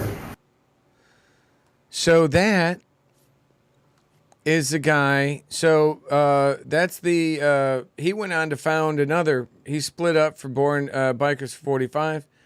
That is George Colella, a.k.a. The Godfather. He went on from Born to Ride for 45 to, from Bikers 45 to starting up Born to Ride for 45. That is where our friend,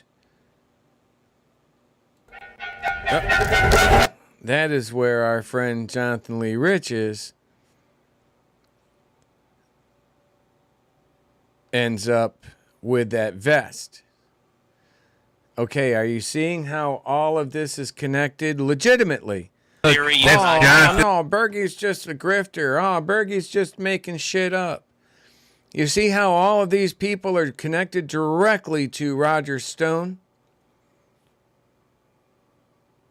And Roger Stone himself said that this was the single biggest threat to President Trump's election. And he was saying that in 2019, April of 2019. Are you people, no, I'm not saying that to be like cynical to you people. Are people starting to see what I'm saying? It's a quick question for you. Am I, hey, this stuff's complicated. Shit. This stuff's complicated. Where's my, that'll work. Am I, getting this message out properly? I like to think, and now I'm like huge right now, but I like to think that what I've put together tonight, no, I don't believe that's Pozo, right? But that was at the, what's that event called? Not the, I can't think of it. It was in Texas that year. But these people are all directly connected. All directly connected. No, that's not Cernovich back there. These people are all directly connected. And you've got Jonathan Lee Riches, you've got Roger Stone, and the same group of people. Born to Ride for 45. Hold on.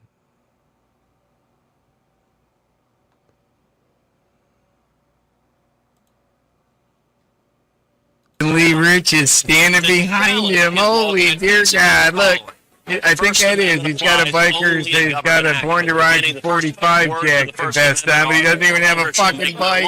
It is. Applies to the federal government. The one he's putting it down Trump. Look at this. Oh my God. Look familiar? So why, and at what point, and why? So InfoWars is being, connected. InfoWars is being sued right now like $150 million for its connections to Adam Lanza and the Sandy Hook shootings.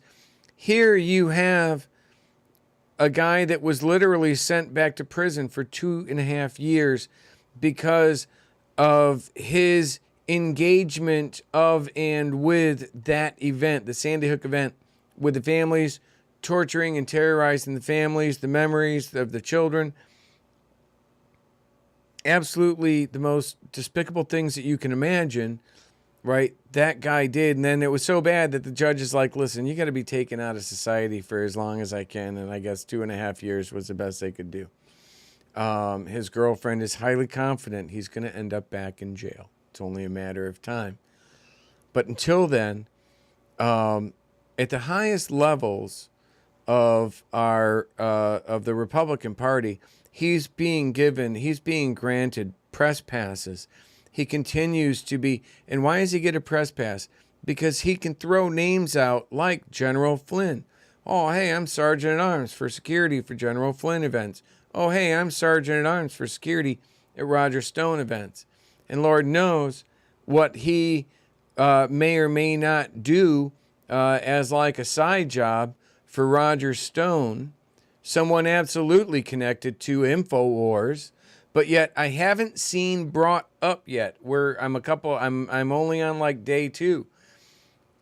I got to catch up, but have they brought up Roger Stone's name at all during this testimony? And if not, why? Holy crap, are you kidding me?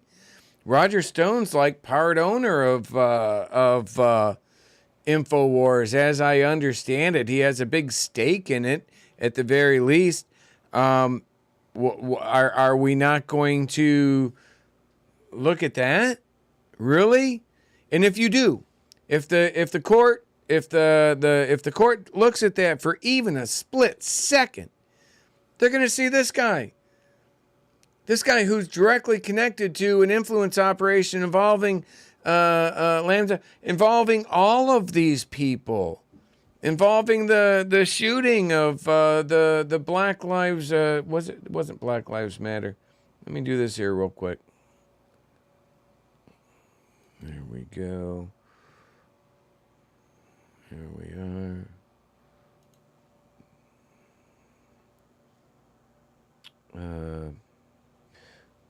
Where is that? There. Where was that? I think it's just a little bit. And essentially, it was a victimless crime. Let's just be honest. It really was. What? Really? A victimless crime? I see a couple victims right now that are suing Alex Jones, asking for like $150 million. In a lawsuit Alex Jones has already apparently lost in court. They're just figuring out damages right now. So to say it's a victimless crime makes no sense. See, these guys actually may even think that, but they don't. They don't. They know what they're doing. They know what they're talking about. They know that they are pushing lies. And then they use the example that, well, you know, everybody else is doing it, or look, we're making an example of how broken the system is. Well, if you wouldn't make examples of how broken the system is, the system might not be as broken. You are creating, you know, you're the cancer and the cure. That's just wrong. Freedom of speech, the First Amendment protections do not allow you to scream fire in a theater. And they also don't allow you, unless the theater's on fire, right? But it also doesn't allow you to scream out lies or things you know are lies so that you can sell more of your like boner medicine, right? Because that's not what the founding fathers had in mind when they were talking about freedom of speech, right? They weren't protecting that. And the founding fathers sure as hell, when they were writing the freedom of press, were not thinking about frickin' Jonathan Lee Riches, who's a compulsive, narcissistic sociopath that somehow gleaned credentials as a journalist and gets into places and just creates this chaos and lies. But he's given platforms by these people who say that they're constitutionalists. And then I go back and say, in what constitution, right? None. Maybe like the Bolsheviks, because that's how they did things. But that's not how we do things in America. That's not how our Constitution is written. Now, it's 9 o'clock. I'm going to take a 10-minute intermission, and we're going to come back and start. And I don't know why people keep texting me as if I'm going to be able to read text right now, but I love you. That wasn't like a sexual thing. I was just like, hey, friend. Really? So... But I will be back. I will be back in just a few minutes, and everything seems to be running okay. I don't know why I'm getting these texts, because normally it's like I'd get texts during the show if something was wrong. But gonna jump into an intermission. 10 minutes.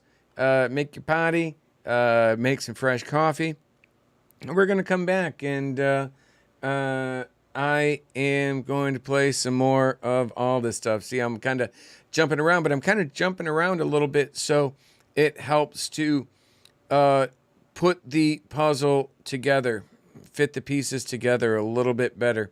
It's complicated, but y'all can't sit here and watch all this stuff that I have like I have.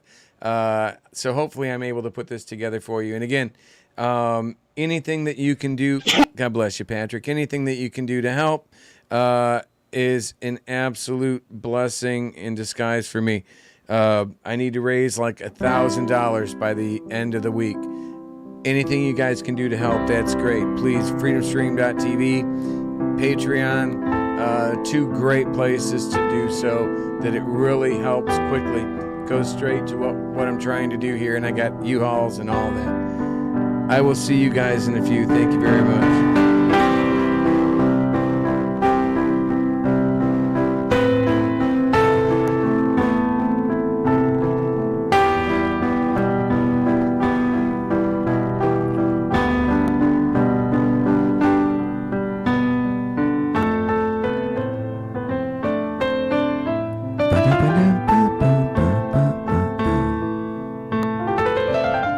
Thank you, Thomas.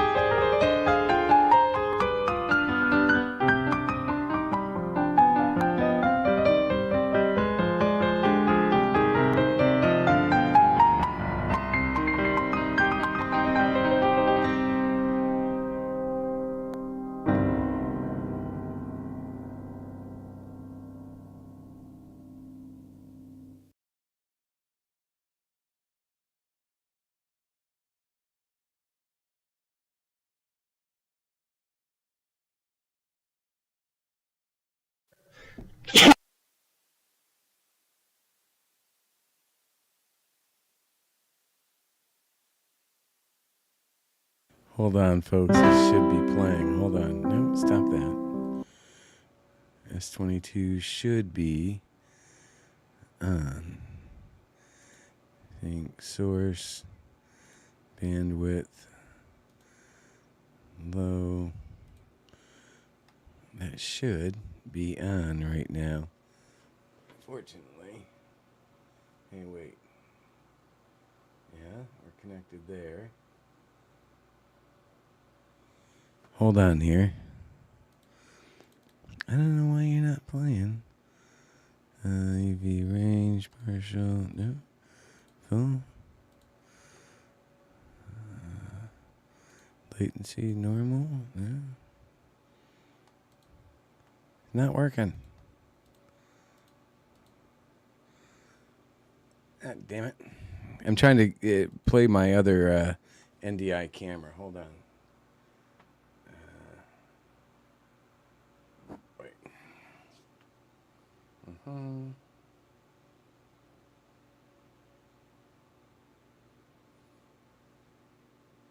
Come on.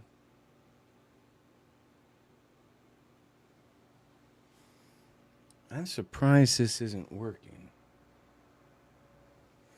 Okay. Well, we're not going to get to play with that. Hendrick S22. Note, I got that. That works. Well, no, it's not even working. There it is. Why isn't that working? It sees it. It's all the way up. Ah, maybe that's it right there. No. Well, I tried to bring up my camera. Ah, look at that. Okay, that's just going to piss me off. Well, I wanted to show you here real quick. Let me turn this off. There. Now you should be able to hear me from the phone. There's Mia's little drawing of the manatee. She got her phone back, by the way. But yeah, this is what we're dealing with here. It smells exactly like you would imagine water. And this is where, look, that's where all the books were. I had to empty all of those out. You see that like blue tape? That's from where the mold went last year when the sewer pipe broke about the same time. But this one's new. It was just pouring down from there. It was a nightmare. All of the board, it's all soaking wet. That light that's up there, right there, that's not even working right now, but it kind of is. It's partially glowing. That can't be good. That was all ruined. But at any rate, thought I'd give you a quick tour of the disaster area.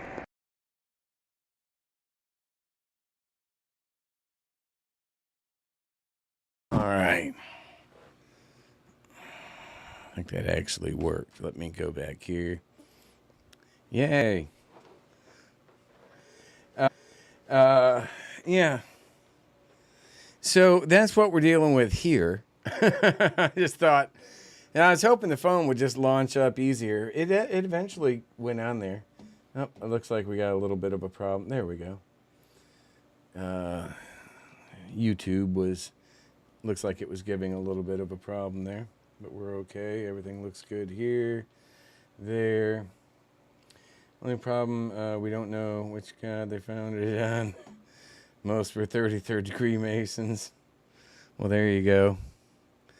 No, you know, actually, our founders thought it would be best to kind of keep a separation of church and state. But that's, again, that starts to get out of my pay grade. I like to stay in my zone.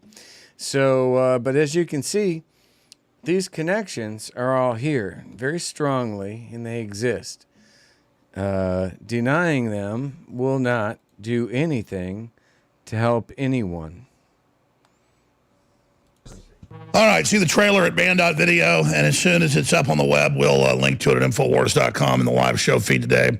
Patrick Bergy has a lot of courage. I appreciate him coming on air with us, cybersecurity veteran, former DOD contractor.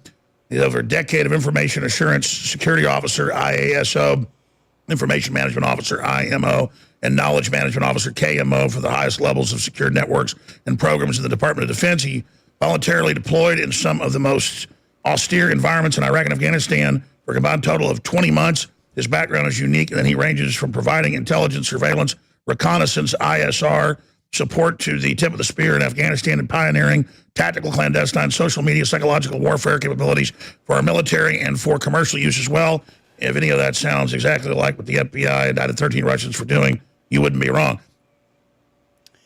No, you wouldn't. I've been trying to call this out for quite some time. Long before Millie and Gavin, hold on here, what are you trying to do? Long before Millie and Gavin tried to set me up, or Tori, who now use my story. Did you and Alex, Rooch Weird said, Bergy, did you and Alex talk on the breaks? We did, but only for a few moments, and not really on the breaks. When we talked, it was in the green room for maybe a minute or so before we went on, maybe a couple minutes, but not much. And then they took me on. He went back out. He talked to Tori for a minute and then came back on and brought me out. But this is, again, there's no way again, there's absolutely no way possible that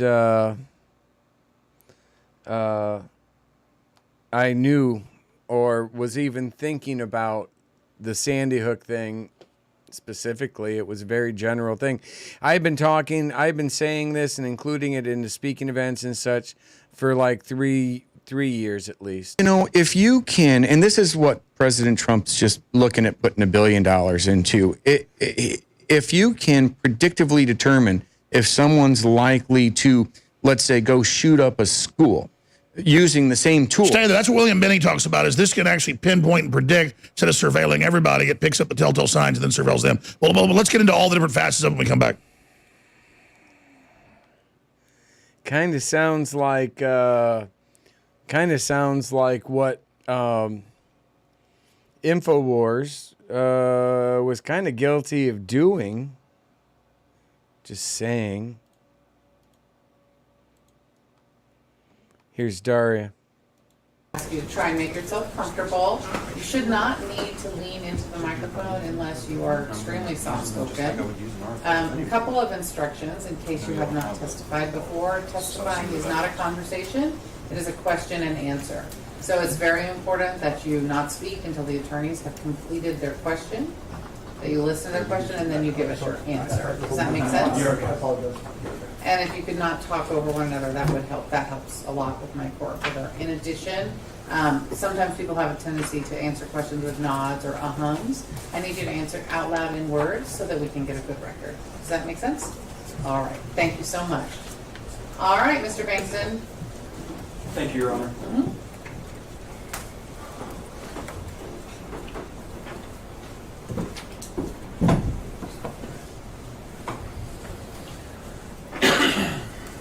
All right, good afternoon, Ms. Barfova.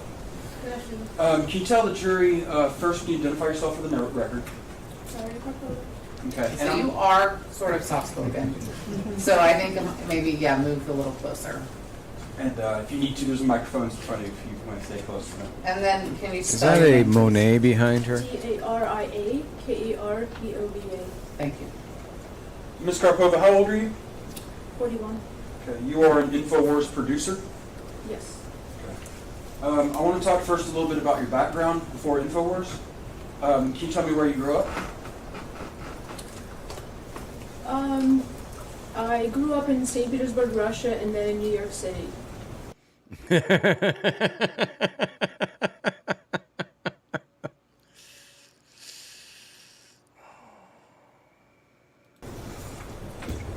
can you tell us where you went to for your secondary education? I went to Expression College for Digital Arts, which is in California. Okay, and I am going to assume that you have experience in video production. Yes, sir. Okay. And you've been doing that at InfoWars, correct? Partially. Okay. And you have other jobs at InfoWars, correct? Yes. Okay. You have worked with Mr. Jones since 2015, is that right? Correct. You have managerial authority over production employees inside InfoWars, is that correct? Objection to the vagueness, managerial authority, I don't know what that means. Overruled. If you don't know what a question means, Ms. Karpova, you can say that.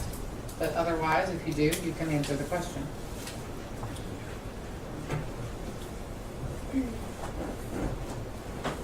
As of in my current position, I do.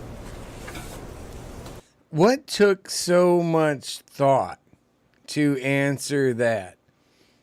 She was a person that was engaging me through Millie and Gavin once I got into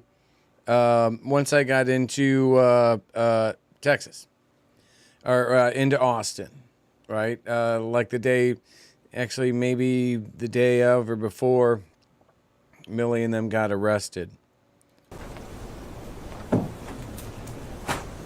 Now, when you're working with Mr. Jones and you're doing work for InfoWars as a producer, am I correct that you were employed by his company, Free Speech Systems, LLC? Yes, I am.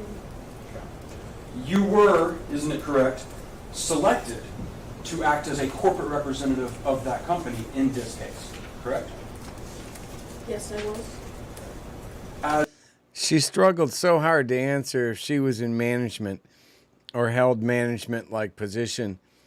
If she wasn't, do you think that they would have selected her as like the person to represent them in this trial that's $150 million? Are you freaking kidding me? As part of that selection, you have previously provided testimony on behalf of the corporation, correct? Yes, I was. And when I say on behalf of the corporation, you gave testimony in which you prepared to speak with the corporation's voice, correct? Yes. As part of the preparation for doing that, you were tasked with making yourself acquainted with several topics of information that relate to this case, correct? Yes. One of those that you have had to, were ordered to prepare yourself on for that testimony was an examination of the videos that are contained in plaintiff's lawsuit, correct?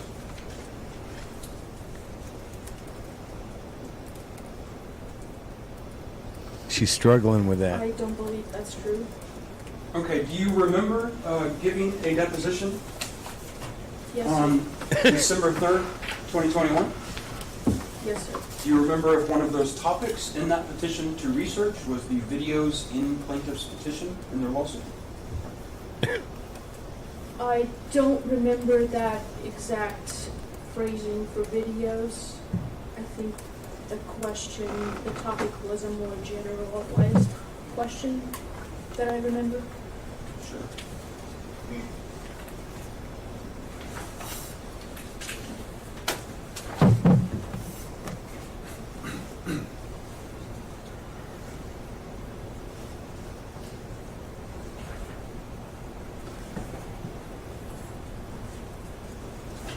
We'll come back to that in start voting. I honestly don't see how the jury is looking at the way that she's responding as being when you responsive. Prepared yourself to testify about InfoWars, one of the things you did was talk to other people inside of InfoWars about the events of this case, correct? Are you referring to the current testimony? Or Not the, no ma'am, actually let's focus back on your 2021 testimony. Okay, when you prepared yourself to speak Hi, on Southern behalf of the Charms, by the way. company. In preparing to do that, you spoke with people inside of the company about the events of this case, correct?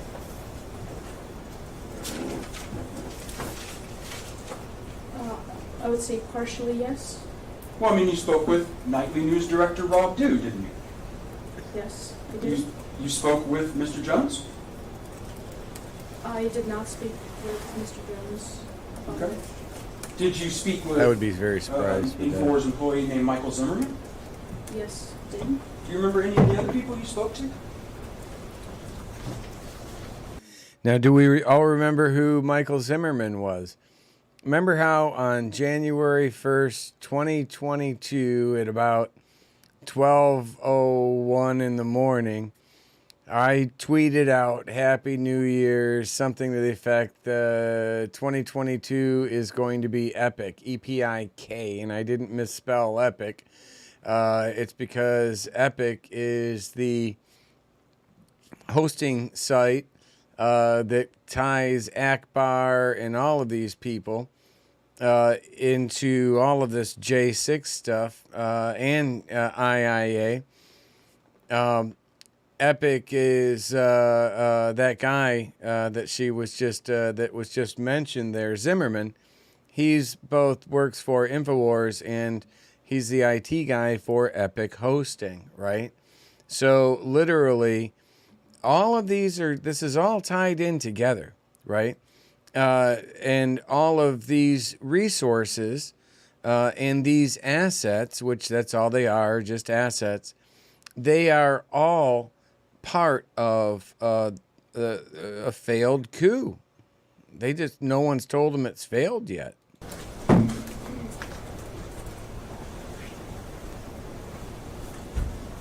I believe these were the two people that I spoke to. Okay. And in doing that preparation, you also looked at documents inside the company, correct? Yes. In fact, you and I have met before, correct? Yes, sir. And one of the things that we did when we met last time is we looked at some of those documents together, didn't we? Yes, we did. Okay. Another thing that you did when preparing for that testimony was to view InfoWars videos, correct? Yes, I did. Okay. Some of those videos that we talked about in your deposition relate to some of the things that are going on in this case, don't they? Yes.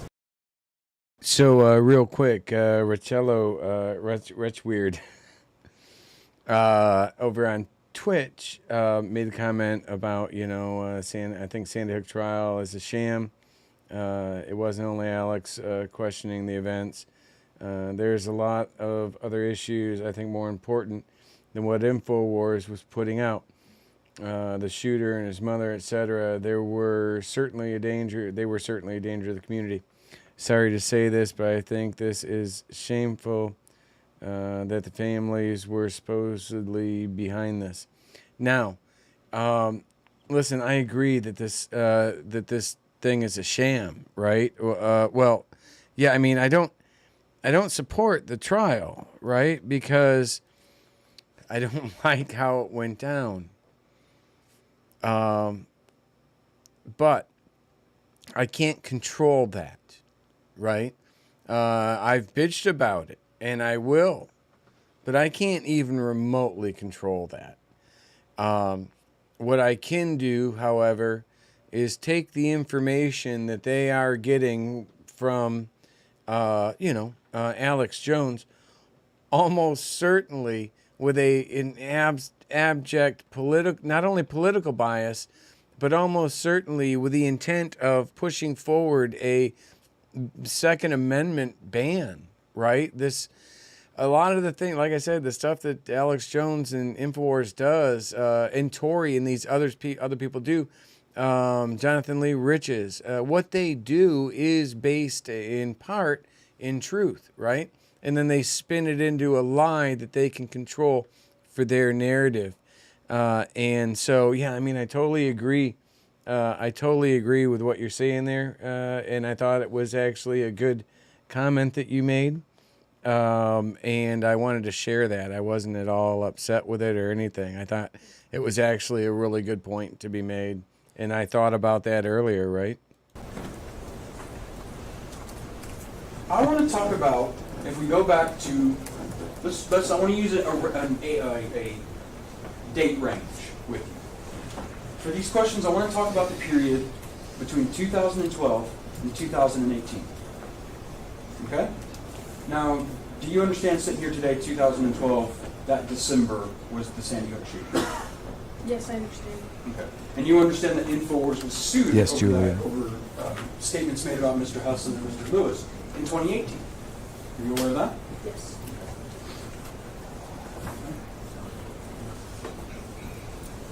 I want to talk about during those years, the different ways you can see InfoWars. Okay, so the first one I want to talk about is that Mr. Jones does a live show, correct? Yes, he does. In fact, he's doing it right now. Correct? I'm not sure what he's doing right now.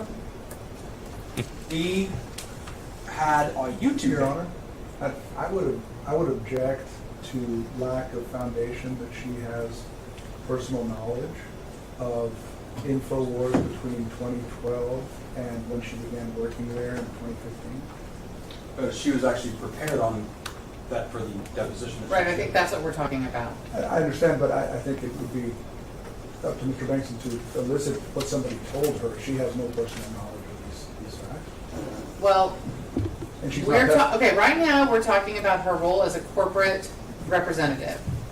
A corporate representative is somebody designated by the corporation and tasked with obtaining all of the knowledge that that corporation has and swearing to it under oath at a deposition or in testimony. So she doesn't have to have worked there if she's been designated as the corporate representative. I believe that's the case, Your Honor, for purposes of the deposition, but Right. not for purposes for testimony here today. Well, I'm not really sure exactly what, we're not there yet, so make it clear. Correct. Okay. Yes, I'm going So to track maybe how she if gained this it's knowledge. personal knowledge that Ms. Karpova has just as a person, It probably starts when she went to work there, but if it's her knowledge as the corporate representative, then that's something different. Yes, and in fact, I think one thing that would help me make it clear for you, Ms. Karpova, when I ask questions, is I may ask questions that are geared towards your personal opinion and your personal knowledge, or I may ask you what you have have testified to on behalf of the corporation. Do you understand the difference between those two things? Duh. Okay. Duh. I want to go back again to your corporate deposition and ask you again, do you remember in your corporate deposition that you were tasked with certain tasks, and one of those, the first topic, in fact, was the sourcing and research for the videos in plaintiff's petition? She struggles with this one. Yes, I remember that topic. Okay. No, she pulled it off. Oh my God. Let's go back again to 2018 to 2012 to 2018. Circle back around. And those videos in plaintiff's petition span that entire time period, don't they?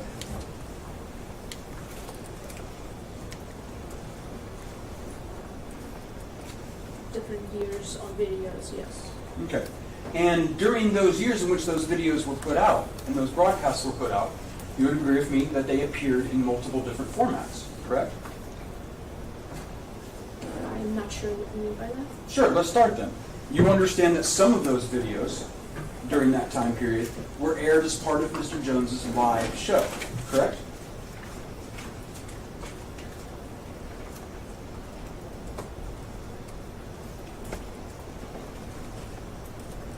I believe some of the videos were taken from the live show. Okay. Another place that some of these videos come from is InfoWars' YouTube page, correct?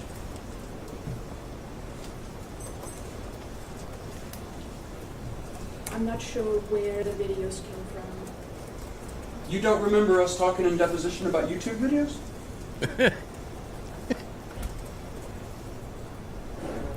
She's struggling. Would you remind me exactly what you're talking about? I'll see if I can find that for you, Mr. Karpova. She was the one AJ put in charge of answering these questions. By the way. Let me ask you about another one. Some of the videos that we're talking about were also carried on a radio show, correct?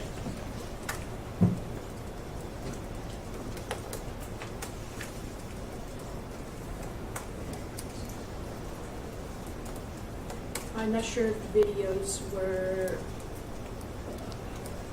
I don't have personal knowledge of who was playing on the radio show. I'm not sure what you mean by that. One thing you do have personal knowledge of is that Mr. Jones's live show that you can see videoed is simulcast on radio. You understand that, right? Okay. So, as we know, you testified earlier, some of these come from the live show, right? Correct. So some of them are on radio, weren't they? If those shows were broadcasted on radio, they would have to be, but I'm not sure if they were. Okay. But we do know that Mr. Jones' live show every is one of them simulcast are. on radio, correct? That's what you testified? Virtually every one of them. Would you agree with me, for instance, the InfoWars YouTube page? You would agree with me that that was a source over the course of your career, and I'm asking you personally. Over the course of your career, that's been a significant source of InfoWars views and audience. You would agree with that? I would assume so. Okay. Would you agree with me that that YouTube channel has over 1 billion views? I'm not sure if I can agree to that because I haven't seen the statistics. Okay, so that's fair enough. That's fair enough. I would seriously doubt that. She was there at the point, at the time. You don't think that when they hit like 1 billion views on YouTube, they didn't have a freaking party? Let's talk about the InfoWars website, right? Because not the YouTube page, but I want to talk about Infowars.com. You're familiar with that website? Yes. Okay. The videos discussed in plaintiff's petition, many if not all of those videos appeared on the Infowars.com website, correct? I don't agree with that, no. Okay. Do you agree that some of them were? I'm not sure. I'm just... Oh, excuse me. Please finish your answer. The specific videos in question, I would have to look at the archives of Infowars.com to see if those particular videos were posted to Infowars.com. You would agree with me that much like the live show is typically simulcast by radio, typically Infowars videos are hosted after the live show on the Infowars.com website. You would agree with that? No, I wouldn't. I don't agree with that. You wouldn't agree with me that pretty much every day after Mr. Jones does a show, that there is not only uploaded to Infowars.com a full video of that day's prior day's show, but several clips from that show. You wouldn't agree that that's the typical practice of Infowars? No, sir. Okay. That website, Infowars.com, you've reviewed statistics relating to the view count on that website, correct? I have not. Do you remember? Bear with me one moment.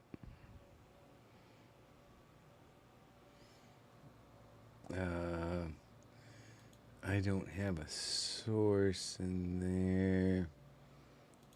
Hold on. Hold on. Videos. You know there's more out there. You're gonna. Here we go.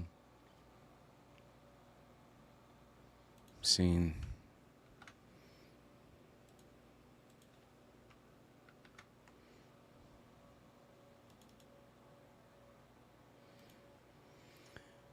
This is currently the Infowars, Infowars.com. Probiotics for your plumbing. I could imagine some of these people getting a little confused, and getting a little bit confused and eating that. It's like probiotics. I don't know. But there you go. Let's see what else we got here. So this is Infowars. They got any videos on Infowars page?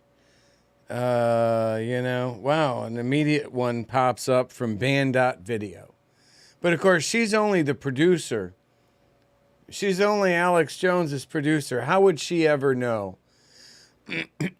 How would she ever know? No, I don't see, no videos here connected to Band.video. Yeah, she's being completely open and honest, and there's obviously no way that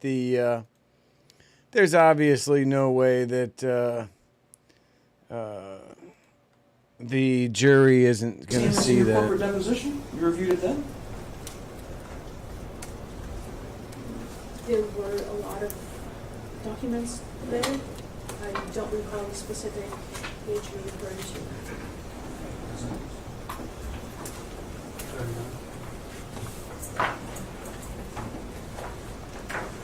She's literally Alex Jones's producer. Think about the quality of character of this human being. Mr. Barkova, I'm going to bring you my opinion. It's a big document. I only need to see the first page. I'm going to bring you the whole thing.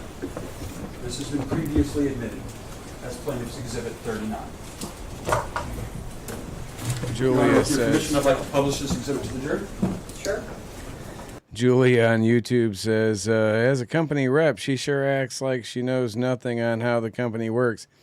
Actually, if she applied that to government, as a government employee, she would climb the ladder quick as shit.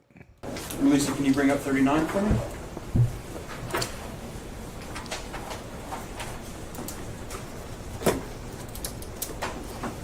These people aren't street smart, they're sociopaths. This is analytics for the Infowars website, correct?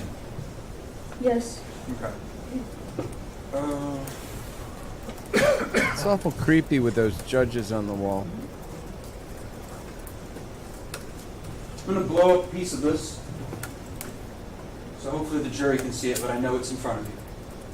You would agree with me at the very top of... well, let's start a little bit on He the could be start. British. These analytics are something that is collected by Infowars to analyze their business, correct? Okay, listen to this.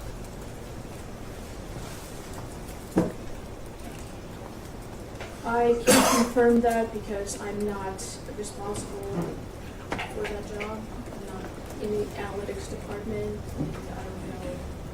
So you don't know why Infowars collects stats on how many people view its website? You don't know that? Why would a producer ever look at like the social media numbers or anything like that, you know, the viewer numbers, there's no way, in my opinion, that jury is taking her credible in any way, shape, or form. I don't know if it does or why if it did.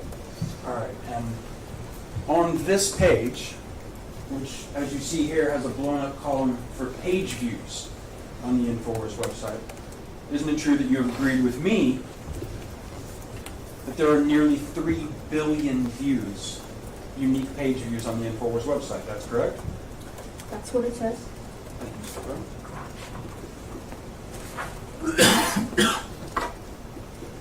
You would agree with me that over the course of your career, from 2015, for instance, during that period, InfoWars was already featured on over 200 radio stations. You know that, right?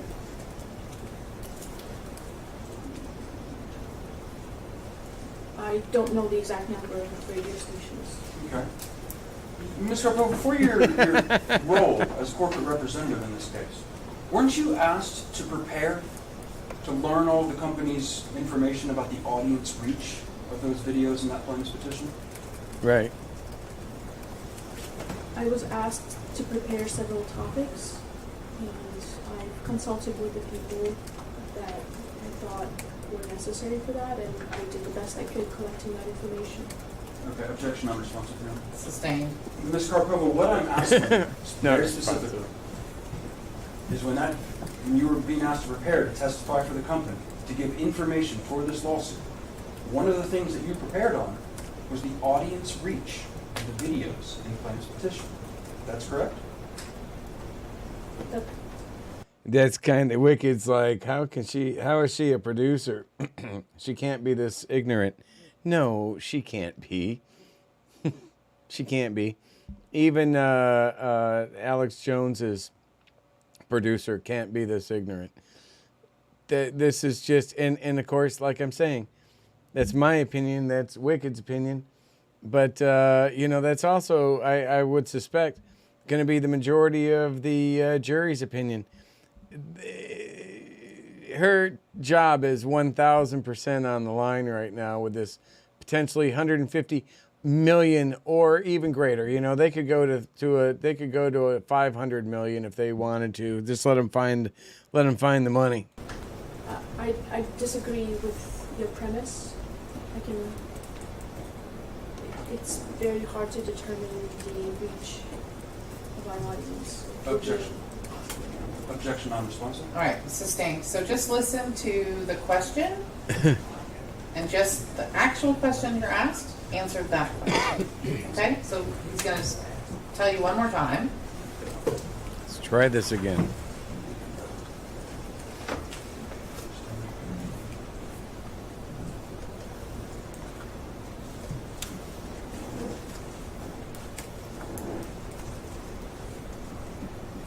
All right, Ms. Karpova. Let's try it. Let me make sure I'm being really clear with you. I'm not asking you right now for what the audience reach is. I'm not asking you if you were able to do it to your satisfaction.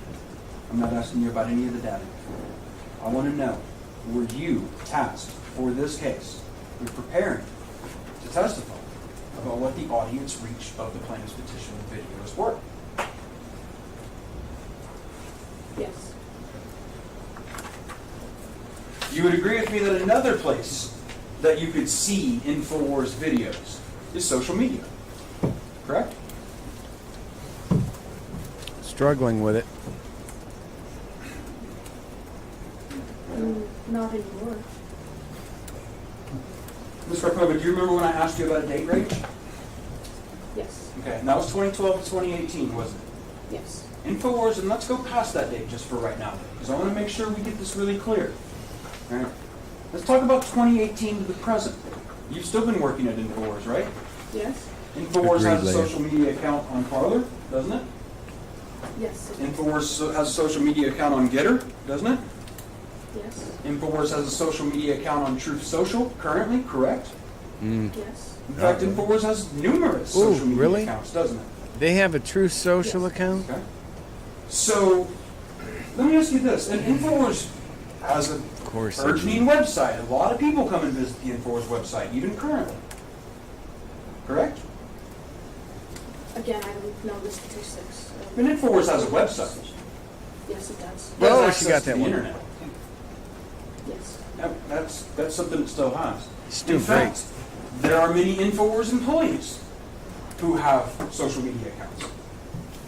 Correct. Some of those accounts are on things like Twitter, Facebook, things like that, correct? I'm not sure about Twitter Okay. or Facebook.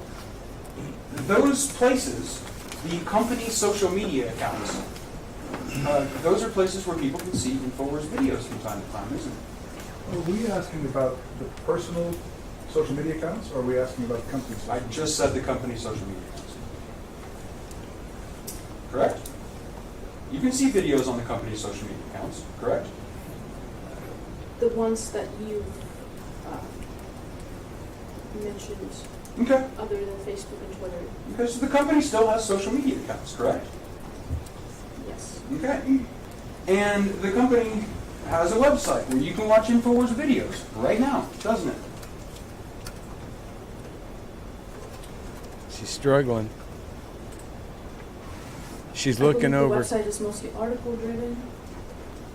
Infowars.com. If I go to Infowars.com and I hit ban.video, I'm looking at a huge archive of videos, aren't I? That's updated every single day, right? You've just mentioned a different website. If you go to Infowars.com, one of the sections of that website, up at the top, with news, featured articles, other stuff, is ban.video. Click here for video, isn't it? You're talking about ban.video, but you're asking me about Infowars.com. All right, let's not split a lot of hairs then. I'll just make the question a lot bigger. Instahard. The Infowars.com website provides a link at the very top of the website to another, I guess. It's not even, my friends. It's way more than a link. Look, a video's popped up there. It's going to pop up on every player. Instahard. He forgot to take Instahard. Get your Instahard today. He can use that, by the way, if he wants to. If he wants a jingle, an Instahard jingle.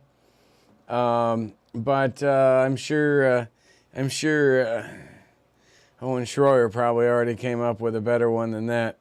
World of Wars, War of Worlds, propaganda puppet media. So, obviously, okay, there's a link directly to banned video. Hey, there's a link to CNN. Hey, look, there's a whole bunch of banned video. Hey, look, there's Owen Schroyer. He's about ready to lose $150 million. All of them are. So I don't think she's being entirely honest with her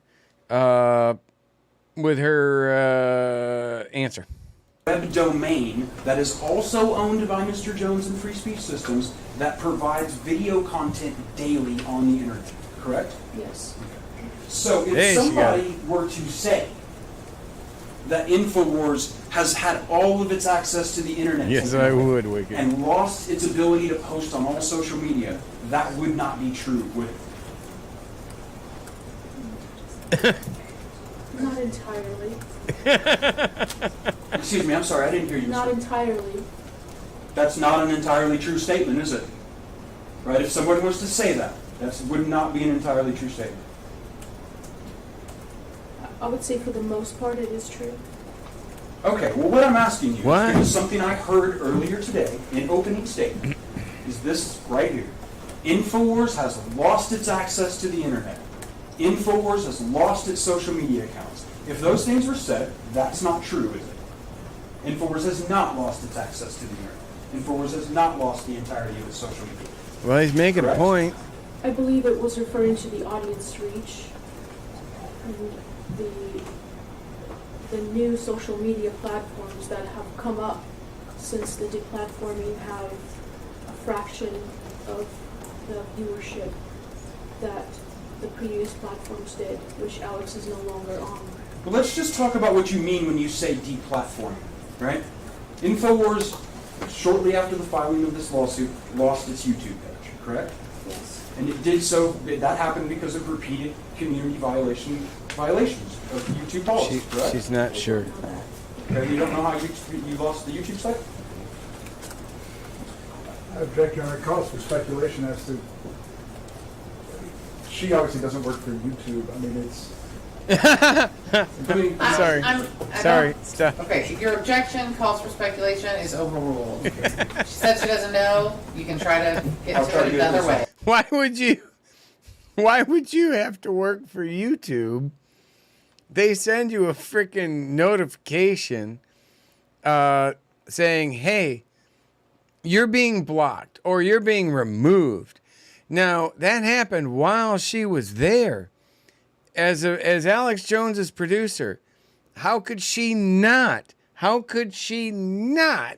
know that what the reason for that is? I mean, are you kidding me? Oh my God, that's an amazing one. Did YouTube send anything to the company notifying it why its accounts have been canceled? I don't know because I was not privy to the documents. Okay. That's No, fine. she didn't. The other thing that happened to you. She didn't see. She wasn't in an email thread that had that. To InfoWars is that it lost its Twitter page, right? Yes. And I believe its Facebook page? Yes. Okay. And that's what you mean by deplatforming, right? That and a few other platforms. So that's it. That's what we're talking about. InfoWars lost a few platforms. Didn't get denied access to the internet. It's not banned from all social media. You agree with It's that? true. I wouldn't agree with that because we were talking about the audience reach and the platforms it was banned from encompasses most of the audience, most of the internet. Really? You're going to testify here under oath, That's Ms. not Scarpova, that the audience from InfoWars YouTube, Twitter, and Facebook page is greater than Mr. Jones' live show, radio show, Infowars.com, and the banned video archive. That's your testimony under oath today? I don't know how it would compare because I don't have the analytics for that. Okay, in the future I want you to testify that way instead of saying that it would, right? Because what I want is your personal... Objection, Your Honor, to the instructions to the witness. He can ask questions, she can answer. I'll sustain that, but I am going to say that you need to restrict your answers to things that you know. I'll sustain that, Right, but whether then I'll you are ask that asked a same damn question. As an individual or as a corporate representative, you have those two roles. You have information in each of those roles. It's not helpful to the jury to guess or assume, so you need to only testify about things you know. Do you understand? Okay, thank you. During the time in which you've been employed by InfoWars, both for personal knowledge, let's do it first through your personal knowledge. Actually, scratch that. Let's do it backwards. Very And sassy. getting prepared to testify for this company, to be its corporate representative, you became aware when preparing for the topic of audience reach that InfoWars has been carried on several cable packages, correct? Yes. Same question about your preparation. You also became aware that InfoWars was carried on shortwave radio, correct? Yes. And that's a worldwide Christian radio, isn't it? I'm not sure what radio that is. Okay. And you know what Genesis Communications Network is, right? Yes. Okay. Genesis Communications Network is an entity by which InfoWars is broadcast on a bunch of radio stations. Isn't that right? I can't speak to the distribution of Genesis Radio Network. You know, I would find that to be highly suspect. Again, she's Alex Jones's producer. So in other words, when you got prepared to testify in this case about audience reach of these videos and broadcasts and things, how far it gets through Genesis Communications Networks, that's not something you can tell the jury. I don't have that information. When getting prepared, one of the other things that you knew InfoWars was carried on is OTT boxes. Isn't that right?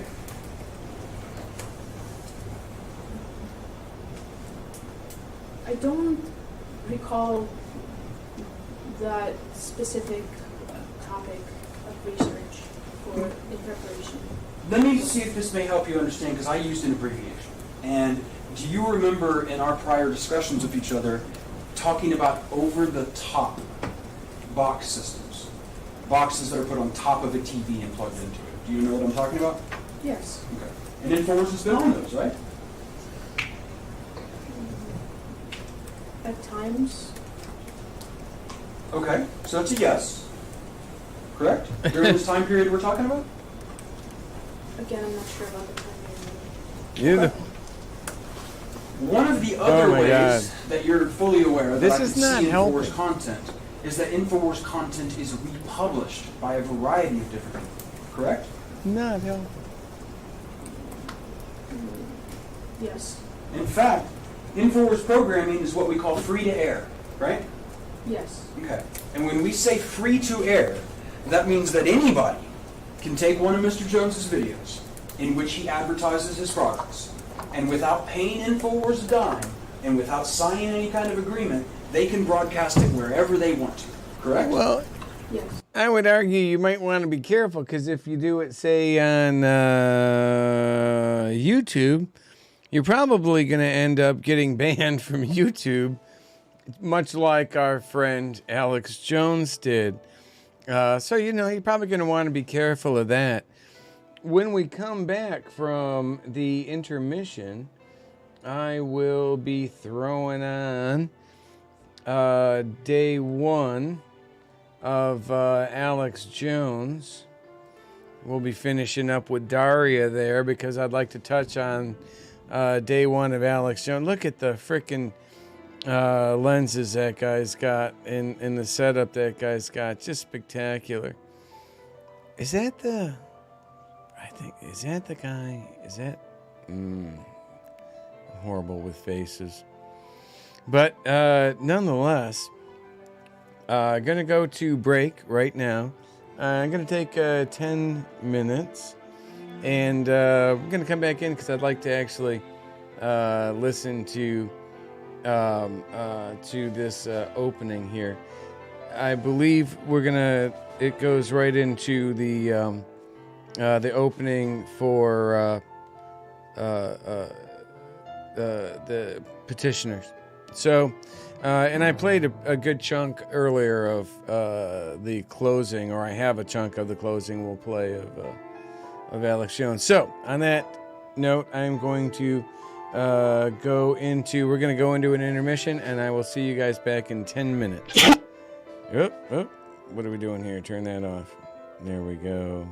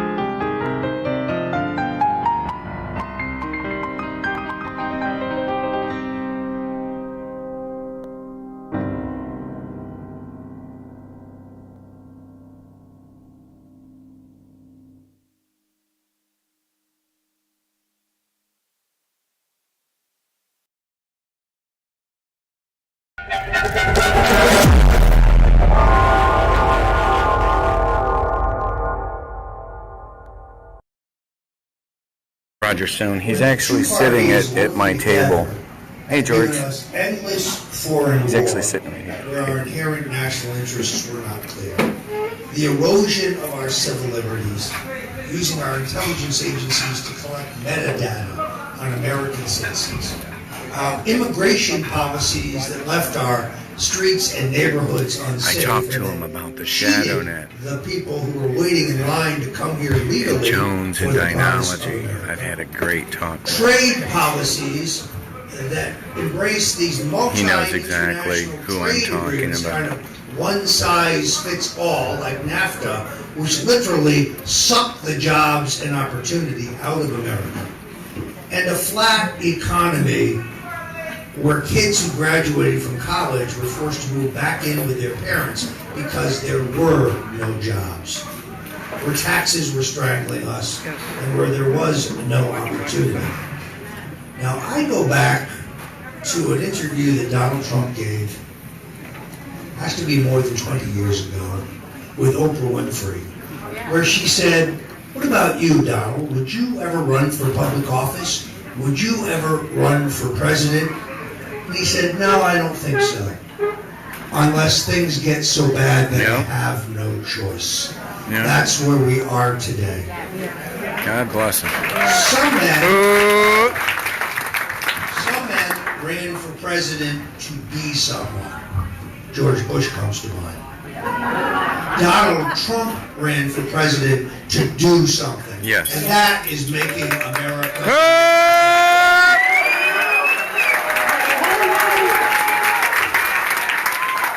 Kevin, he's sitting right at my table, Kevin. The implacable He knows opposition Jones. He knows there. Two-party duopoly in Washington, and the elites who like things just the way they are. Yeah. And we see it manifested in the tsunami of fake news, constantly attacking this president, his family, his administration. Hey, Kevin, did you hear me? I heard he talked to Stone. It is awesome. Really extraordinary Hey, Jay. because 2016 No, that's not Jay. was the year in which the mainstream media monopoly, the stranglehold on political coverage and the political narrative and the political news in America was broken by a vibrant and robust Hey, Kevin, he's sitting right at my media table. based in the internet.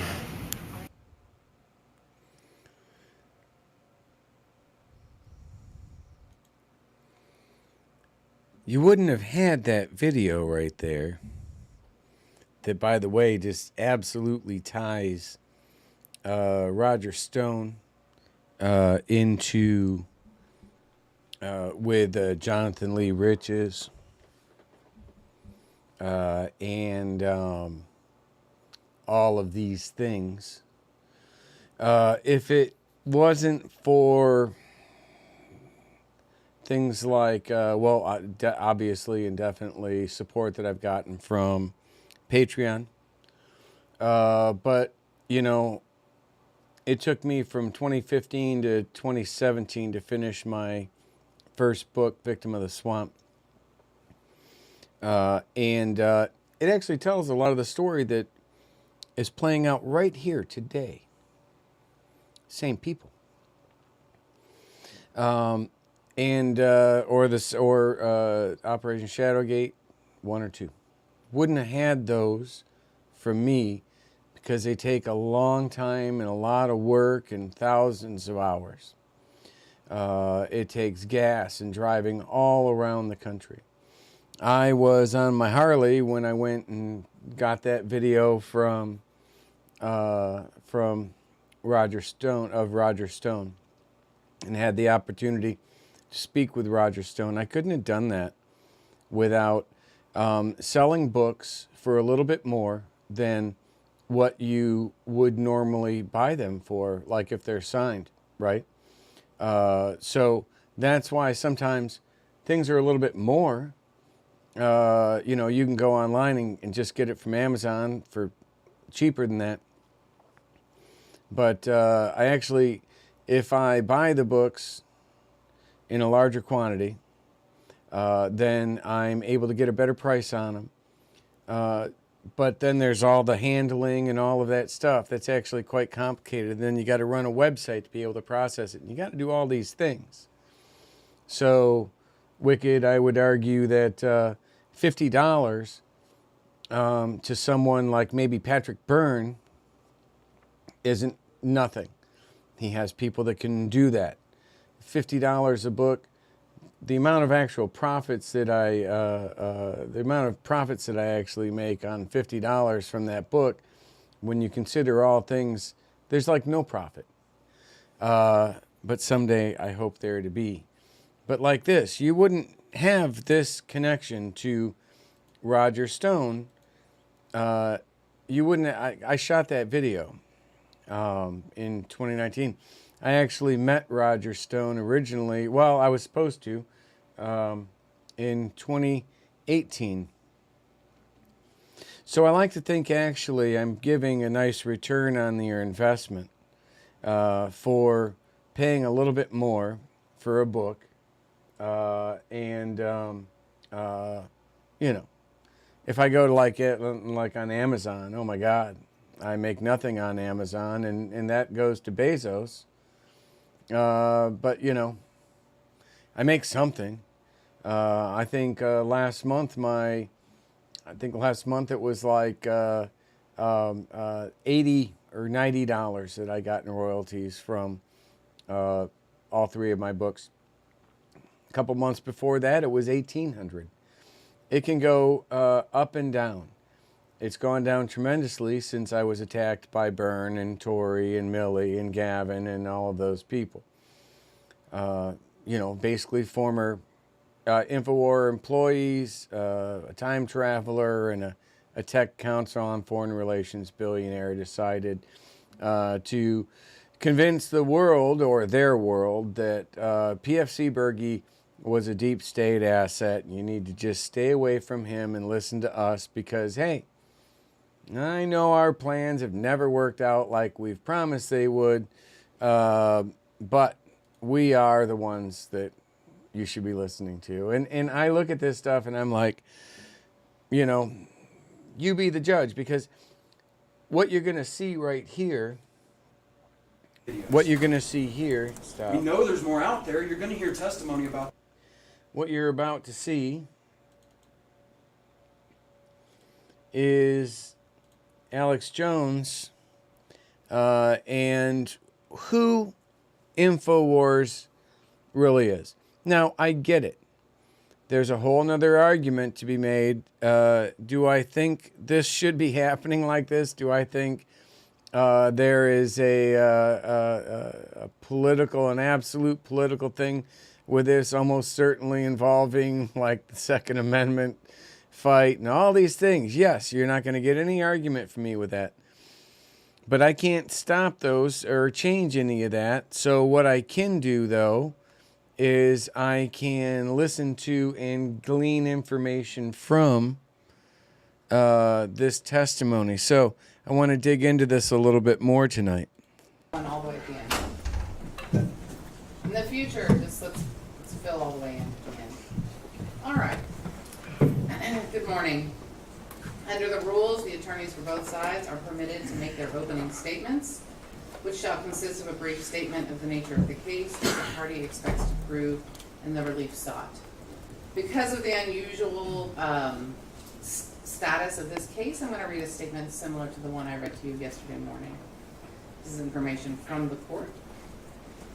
Plaintiffs Neil Heslin and Scarlett Lewis, the parents of one of the children murdered at Sandy Hook Elementary School, have sued Alex Jones and Free Speech Systems, LLC for defamation and intentional infliction of emotional distress caused by public statements made by Alex Jones and Free Speech Systems, LLC.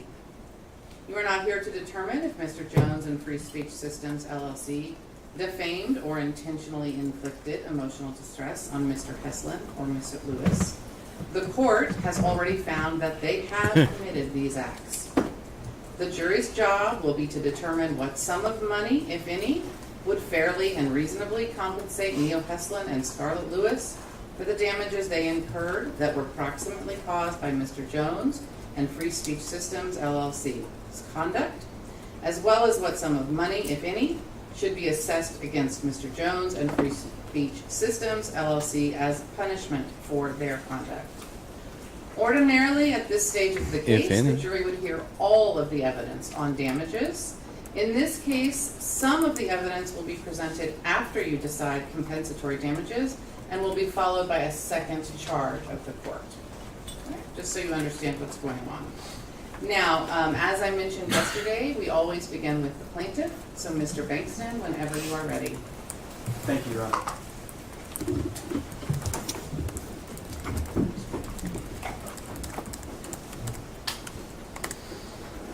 Ladies and gentlemen, my name's Mark Bankston, and I'm here to talk to you about 2 rules first. Well, we would if we were clicking, wouldn't we? Uh-oh, sorry. Let's see if we can get that going. Not a problem, Your Honor. That personal injury attorney right there is happier than pig and slop. Like I said, Mark Bankston. I first want to talk to you about 2 rules. Here's the first rule. You can't recklessly tell lies about someone. You can't do it. If you do it, and you cause someone damage, you're responsible. You think he's already picked out like a really nice car? This is the second rule. You can't recklessly tell lies about something important to someone. In this case, like the death of their child. If you do that, you know you're going to cause them harm. You're responsible for that. You're here because those rules are broken. And they were broken in a way in which the world has never seen before. In many different Before we get into that story, you're going to need to understand 2 things. Who is Alex Jones? What is InfoWars? This is Alex Jones and InfoWars. Alex Jones is one of the country's most popular and most influential media personalities. InfoWars is one of the nation's most popular and widely watched media networks. Now, some of you may be forgiven for not knowing about Mr. Jones or the fact that InfoWars is one of our widely watched news networks. And the reason is because we now live in a world of bubbles. We now live in a world where we all watch different things. We don't all just turn on the news on one of the 3 major networks and watch it back in like the 1950s. We now live in a world where significant parts of this country get their information from things that other parts of the country would never even see. And over the last decade, Mr. Jones has become incredibly influential over a segment of this country. And the thing about Mr. Jones' business is it doesn't quite operate Bannon calls them the neurotics. like most media businesses do. Right? Most media businesses are a bit different than Mr. Jones. Mr. Jones started on radio. Right? That's where he became a big star. But Mr. Jones is one of the first people in this country, of media people, to understand the internet and what it could do. And long before most major media organizations even made their first steps into the internet, in the very early days of the 2000s, Mr. Jones was on the internet. And as a result, he has these radio shows, a live broadcast nearly every day.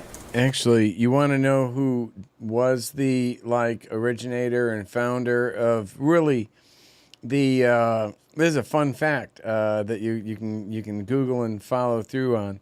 MLB AM, Major League Baseball American Media, basically is what the video component, your ability to live stream and such on, or to see them like with HBO and all of these different things, is because of Major League Baseball Advanced American Media, which was basically funded by like $1 million from back in 2000 or late 90s by basically $1 million from each of the teams. They ended up having so much, computer resources left over afterwards from building out their network to be able to play baseball games that they turned it around and sold it to like football and everybody else. And then they did, I think, the Olympics. They did HBO Now when HBO Now or HBO Go or whatever it is failed on its opening launch. Within a month, they went to Major League Baseball, American media. Just a fun fact. What he's saying there is, I would say, inaccurate. Although Alex Jones had figured it out and wanted to do it, they actually did it first. Google that. MLBAM. He has an internet website, Infowars.com, where you can view videos, news articles. And he has a YouTube site, or at least he did until very recently. He did. Where he got billions of views on that page. The other thing that's different about Mr. Jones's business is that most media businesses make their money through advertising. And you're going to hear from the evidence in this case that Mr. Jones makes a little money that way. That's how they operate. But the main way that this business operates affects the news they cover. Because what they really do, the primary way the business operates is to sell products. As you see here on the screen in Exhibit 15. Boner pills. This is another example that you'll see in the sidebar of the articles you'll see in this case. Here's a product called DNA Force. It claims it's going to overhaul your body's cellular engines and protect them from reactive oxygen species. Now, these kinds of products dictate the kind of news that has to be told on InfoWars, because you want to try to attract the audience that will buy these products. So that's what Mr. Jones did. His programming is very fantastical in some respects. In some respects, it's meant to convince you that powerful, shadowy forces in the world are out to get all of us and have put a cloak over reality. And Mr. Jones is going to take that cloak off and show you the real truth. That's what his media network's about. And for the past 10 years or so, that was me. Mr. Jones has become very influential. He has gained a position in media maybe unlike any other media figure in this country.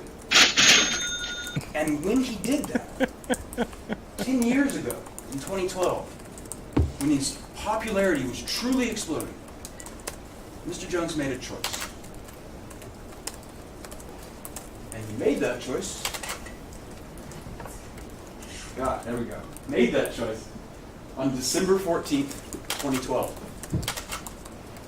That was the day of the Sandy Hook Elementary School shooting.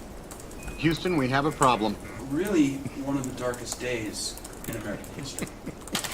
When you got to think back to 2012 when this happened. We've never seen anything like this before. I mean, the idea of someone coming in and slaughtering first graders, we were all of us, in like a collective state of shock over this. But not Mr. Jones. You see, Mr. Jones made a choice that day. Mr. Jones decided he was going to go on the air that day with the title of a video. And that video was called Connecticut School Massacre. Looks like false flag, says witnesses. Now, what's a false flag? It's interesting, it's an older term. It's a naval term from 17th, 16th century.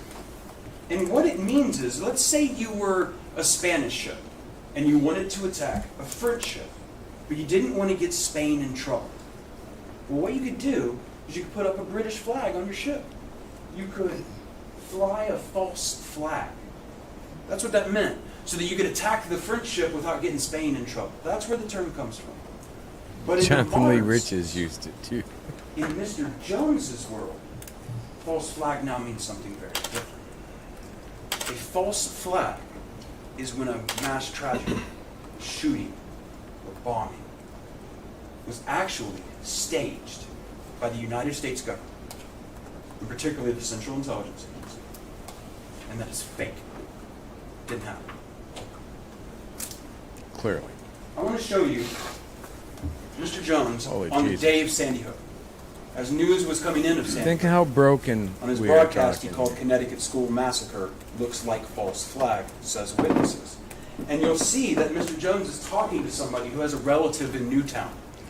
He doesn't have any more belief in that than Tori does that she has a time machine. These people are just broken. But there's a method to their madness that I've explained to y'all before, as far as like IIA goes, and that is by making these crazy claims, you'll get a lot of people to tune out, but the ones that stick around are what Bannon called his neurotics, right? According to Brittany Kaiser with Cambridge Analytica. Those were the neurotics, the ones that would stick around when claims like this were made.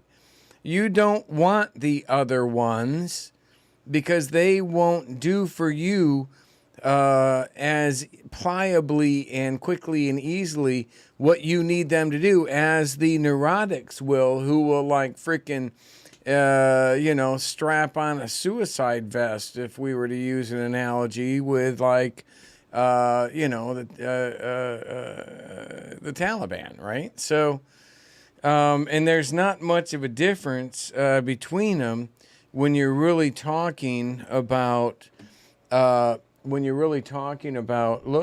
we got the January 6th, we've got literally a state level attempted coup d'etat, in my opinion, tracking back in so many different ways to the very people that I'm talking about and in this trial right now. And he's trying to coax out the information to prove that this was a false flag. Let's take a look at that clip. Kind of trying to rub it out. Look, people got to find the clips the last 2 months. I said they are launching attacks. They're getting ready. I can see them warming up with Obama. They've got a bigger majority in the Congress now, in the Senate. They are going to come after our guns, look for mass shootings. And then magically it happens. They are coming. They are coming. They are coming. As you'll come to see, when Mr. Jones says magically, nobody would have predicted the possibility of another mass shooting, being that like there's been more of them than in the history of our country put together, just in like the last year, couple years. So no one, surely only a time traveler or sage such as this young gentleman there could possibly have that kind of advanced knowledge on. it happened. That's sarcasm. Mr. Jones means that it was planned, that it was all staged. That's what he's talking about. And over the next couple of weeks, you will see in this case of the broadcast in 2012, that December, Mr. Jones continually was churning this idea that Sandy Hook was fake. By just 1 month after the shooting, Alex Jones, who had become patient zero for the Sandy Hook hoax, this guy doesn't blink very he much. had created a sensation. And by a month later, he had aired an entire episode entitled, "Why People Think Sandy Hook is a Hoax." And for some of you, I think, and it hit me right at the beginning, is why? Why is he doing this? It's guns. It's about guns. Mr. Jones knew that his audience were worried about their guns. Maybe even rightly, they were worried about, people who wanted to own AR-15s. Maybe there were going to be some new registration checks, or maybe they were going to ban the AR-15s, right? That's people that had that worry. But Mr. Jones played on that fear. He knew it. He knew they felt it. And so here's what he did. Jones told his audience that Obama was coming for their guns. So he told his audience that Obama staged Sandy Hook. And not that Obama ordered the murder of those children, but that there were never any children at all. That the school was fake. That it wasn't an operating school. That the parents were liars, paid actors. Your Honor, can I approve this? No. Well, Your Honor ordered that all demonstrative exhibits be shared with the other side before, and this PowerPoint was not. So, These are words that he's saying. Overruled. These are words that he's saying. Let's go back. Mr. Jones said that the school was fake, and it wasn't an operating school. He said that the parents were liars, paid actors. He said the funerals were fake. Their tears were fake. Everything was fake so that Mr. Jones could have this story on his broadcast. This was a massive campaign of lies. That's what the evidence is going to show. And in fact, it is difficult to wrap your head around it. We have brought for you, we're going to be showing you in this trial, dozens of videos. 44, I believe. We're going to try to show you before it's all. Make one point here that seems highly relevant, and that is, you notice how nice this guy's got. He's got this freaking PowerPoint. He's got the videos lined up with it. He doesn't even have to look over there. He is, and it's just repeating his words. This is a well-produced production. Now, InfoWars, who literally is like a multimedia IIA operation, which could put together and has the resources to put together some of the most amazing production level videos or productions you could ever imagine.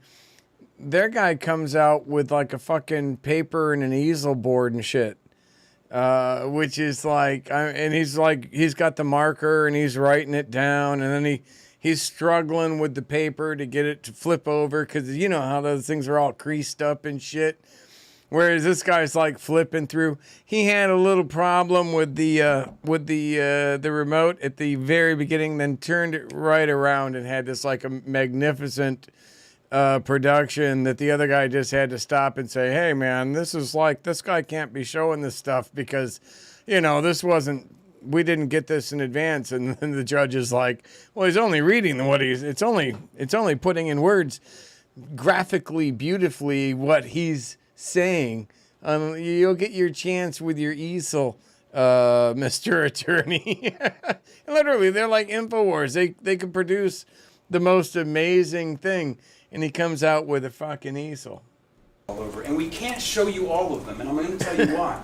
If we were to sit down and try to watch all the videos that we have about San Diego, if I just put them on and let's play them and let you watch them, and we're going to spend the rest of this week doing it, we couldn't do it. Would not have enough time for you to sit here every single day and watch it. So I'm going to have to show you what I can. I'm going to respect your time in that. And we're going to be showing you clips from over years and years and years, and we're going to try to give you the full breadth of what happened. And the other problem we face is we don't even have all the videos. We know there's more out there. You're going to hear testimony about that. You're hearing expert witnesses talk about it. We don't have it all. We can only show you what we do have. Right? That no one really even knows how massive this was.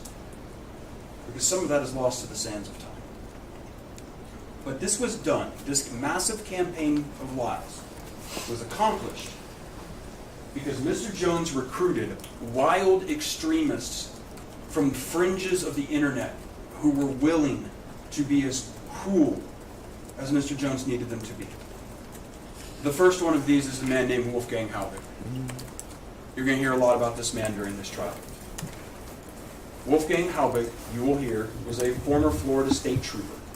And then apparently he started some sort of security business. And Mr. Halbig was on InfoWars. Spidey sense is going on. They just had him on over and over and over. Because Mr. Jones needed somebody who could pretend like they were going to support what he was saying.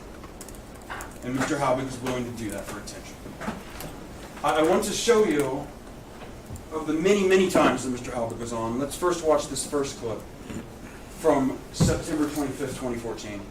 In an episode entitled Connecticut PD has FBI falsify crime statistics. All right, and what you're going to see in this video is Mr. Jones describing Mr. Halbig, and then I want you to pay attention because you're going to see something very strange. You're going to see Mr. Jones do mocking imitations of the parents crying to try to say that they're fake. You're going to see Mr. Jones say that there are photos of their children that prove that they're still alive. He's such a dick. He did that to me. He mocked how I walked. I walk like that because of a freaking service-connected disability, you asshole. But yeah, as soon as I went from. If you can, and this is what President Trump's just. I went from this All right, see the trailer at band.video, and as soon as it's up on the web, we'll link to it at Infowars.com in the live show feed today. Patrick Bergy has a lot of courage. I appreciate him coming on air with us, cybersecurity veteran, former DoD contractor. He's over a decade of information assurance security officer, IASO, information management officer, IMO, and knowledge management officer, KMO, for the highest levels of secure networks and programs in the Department of Defense. He voluntarily deployed in some of the most austere environments in Iraq and Afghanistan for a combined total of 20 months. Yes, he did. So I went from that to being mocked like in 2 or 3 days for the way that I walked. These people are such scumbags. I mean, they're all like Alex Jones, Jonathan Lee Riches. They're all the same. All the same. And look at the connections that we've made to them. Nothing to see here. But they faked Move along. Just take a look at what Mr. Jones said there. We're fearless, folks. Support us. Support Wolfgang. This is not a game. They are hopping mad. We're covering this. CNN admits they did fake scud attacks on themselves back in 1991, 1990. When I first started this tonight, my show, some person, piece of crap, came in here and it's like, typical, I was like, listen, the ceiling's fallen through because of a water leak. The septic hasn't worked in 3 months. I've got a new location. It's going to reduce all of my expenses. I just put, first, last, security. If you can help, because I've got like moving truck and stuff. I would really be super helpful to come up with another $1,000 by Friday. If so I put that out there, right? It's a legitimate thing. I'm putting it out like through my site, so it's registered and everything.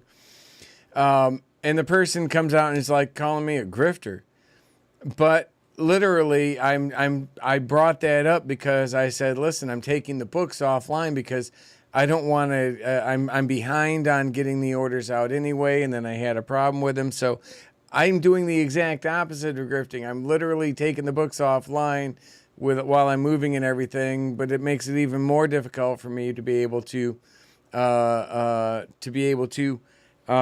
raise money or afford to do like the U-Haul and stuff. Now, a couple people have been just amazing, but I put that out there. But I'm called a grifter, right? I'm called a grifter. Yet this guy can get away with, like he starts it right up. Hey, you got to help support us about this. About what?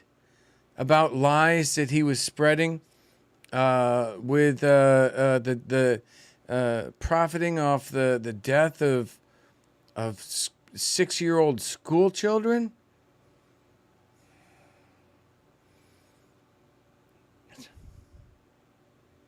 Yet I'm the grifter. It's I know I'm not. I know these are just bad people jumping in here. Assets, they've got agendas. They're probably either working for this guy, working with Jonathan Lee Riches. He's probably none too happy. But that's what we're dealing with here. These people, what is being exposed right now, even though I'm completely against the way that it's being done in the court system, what they're exposing right now is the truth. And these are just lying grifters that have been caught up in it, that have been basically caught and outed, and they're not happy. They're animals, they're wild, they've been cornered, and Would they stage this? I don't know. Do penguins live in Antarctica? who's grifting? Wolfgang W. Halbig's our guest, former state police officer, then worked for the Customs Department, and then over the last decades created one of the biggest, most successful school safety. I'm trying to stop people. I've been trying to stop people like this from taking advantage of good patriots for taking advantage of Americans and all the people that they're using, that they scrape the data from, that they build the psychographics from, that they're trying to use, that they then use to influence elections and such. I've been calling that out, right? That's like what you want. This nonsense, this shit that he knows is complete bullshit. This is just to sell his fucking boner pills, man. I mean, it's for legit real. It's for legit real. Instahard right there. Infowars.com. Uh-oh. He forgot to take Instahard. Get your Instahard today. Houston, we have a problem. Yeah. Clearly, I'm the grifter here. Just had to point that out.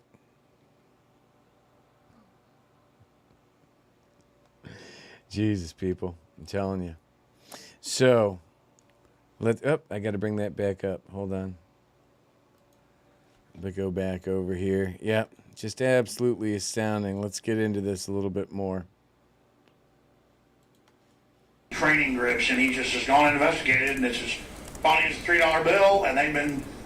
But man, Wolfgang, you dropped a bombshell of your scores of points, your 16 questions.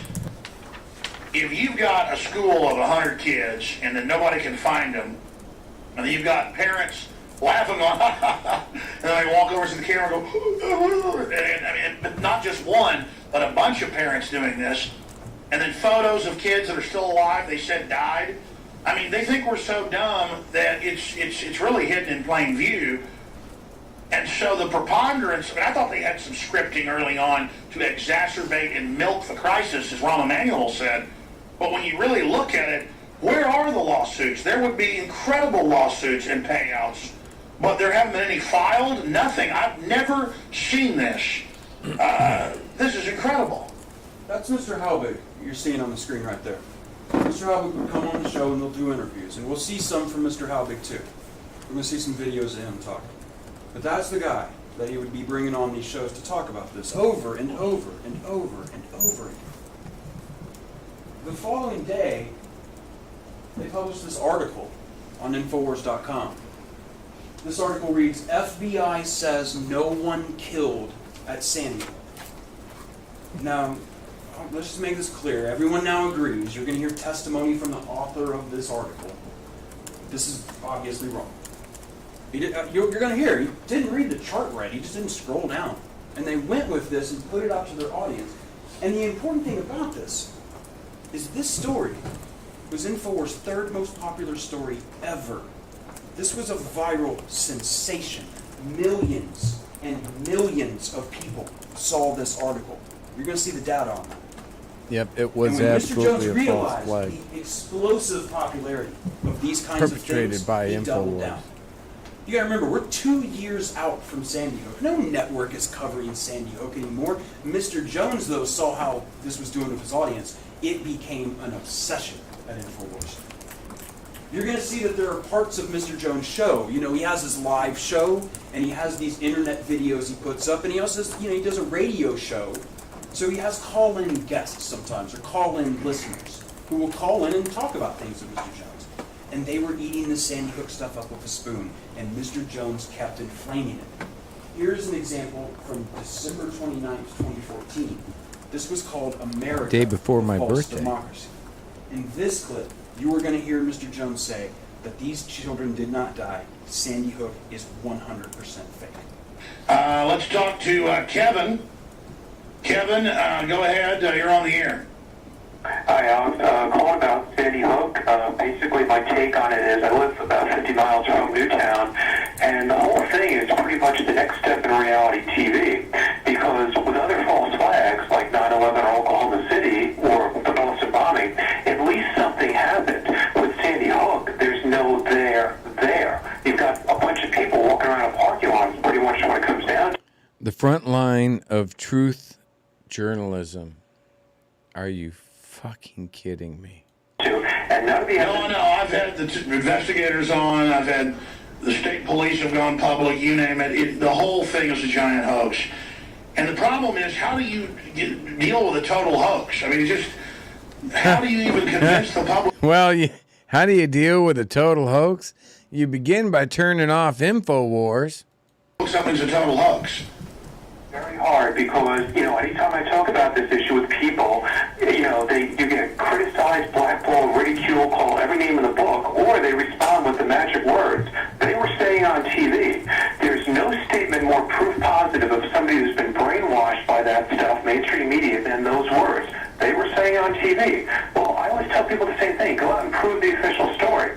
And I knew the millisecond this happened with that now fake picture of the kids being let out of the school, that there's nothing that's going to sell this agenda like dead elementary school kids. No, that's right. The general public doesn't know the school was actually closed the year before.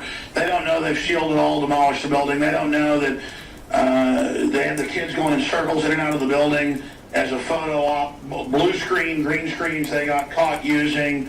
I mean, the whole thing. But remember, this is the same White House that's been caught running the fake Bin Laden raid that's come out and been faked. It's the same White House that got caught running all these other fake events over and over again.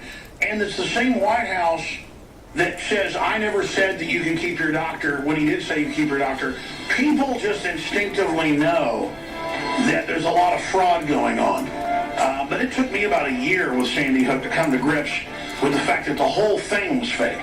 I mean, even I couldn't believe it. I knew they jumped on it, used the crisis, hyped it up, but then I did deep research, and my gosh, it just pretty much didn't happen. This kept up into 2015. The next part of our show. Oh, Jesus. You'll see here another one of these call-in segments in an episode on January 13th, 2015. It was called Why We Accept Government Lies. Same kind of format here, except now Mr. Jones is starting to add new stuff. One of the things you'll hear in this video is that now Mr. Jones is saying that there were photos of a child at Sandy Hook that were used to stage a fake mass shooting in Pakistan.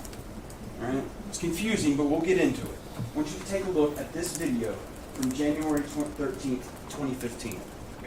Yeah, when you're trying to, decipher cloak and dagger, dirty tricks, it's pretty hard to do. It's just that when you learn that they were funded by Western funding, then you learn that it was the same Amarillo Lockheed Connection underwear bomber. Then those are big red flags that they were patsy provocateurs. The classic MO has been followed. And then, it kind of becomes a red herring, to say the whole thing was staged. Because they have staged events before. But then you learn the school had been closed and reopened, and you got video of the kids going in circles in and out of the building, and they don't call the rescue choppers for 2 hours, and then they tear the building down and seal it, and they get caught using blue screens, and a email by Bloomberg comes out in a lawsuit where he's telling his people, get ready in the next 24 hours to capitalize on a shooting. So Sandy Hook is a synthetic, completely fake, with actors, in my view, manufactured. I couldn't believe it at first. I knew they had actors there, clearly, but I thought they killed some real kids. And it just shows how bold they are, that they clearly... I thought they killed some kids. I wonder if what kind of medication he's on now. He's acknowledged his use of Adderall and some different things. What is he doing right now that would provide such a contraindication? Clearly used actors. They even ended up using... No, pot doesn't make you do that. I smoke I smoke enough for 3 people, and my mind doesn't go that broke. Are you serious? Photos of kids killed in mass shootings here in a fake mass shooting in Turkey. So, or Pakistan. The sky is now the limit. I appreciate your call. Shortly after this, InfoWars got its first YouTube strike. This means somebody made a complaint against the channel. In this case, it was a father of a victim. There was a father who had complained to InfoWars because their son's photo was used in one of their videos. It was this whole thing about the Pakistan shooting, and we'll get into that. It's not important now. It's obviously a lie. But it's obviously a lie. They complained to YouTube for copyright reasons. That's how they figured they could stop him. So YouTube issued him a strike. But InfoWars smartened up after this, and they realized don't use pictures of children. That's what you're going to see. So from this point forward, you'll see Mr. Jones react about this and say, this is, unjust to me, and I'm going to keep doing it. And it did. It kept up. Mr. Jones had Mr. Halbig all through 2015. And you'll see on March 4th, 2015, in this video, saw the new bombshell Sandy Hook information inbound. Now, before we look at this video, I want to talk about, you've heard some of them already. Mr. Jones is going to keep repeating these same false claims. He's not questioning anything. You got to make sure there's a big difference here. He's not questioning. He's not going, something fishy might be going on with Sandy Hook. They're not questions. He's just stating facts falsely. And here they are. You'll hear about Anderson Cooper on a blue screen. And you might know about blue screen from like Marvel movies. This is how they composite somebody into something. The argument here is that Anderson Cooper of CNN did an interview with a parent in Newtown, and they weren't really in Newtown. They were really on a CNN studio in Atlanta, and they faked it and made it look like Anderson Cooper was there with the parent. But these people weren't even at Sandy Hook. It's a lie.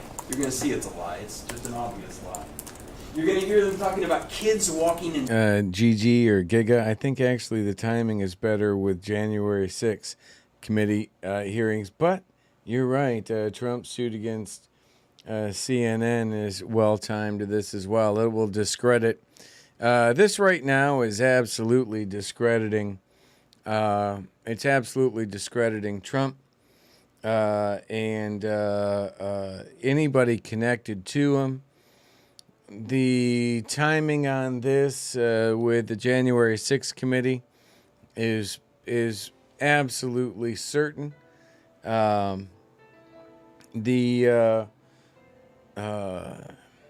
Anybody tied to this, which I gotta believe is going to be Roger Stone. That's going to be what I'm doing tomorrow.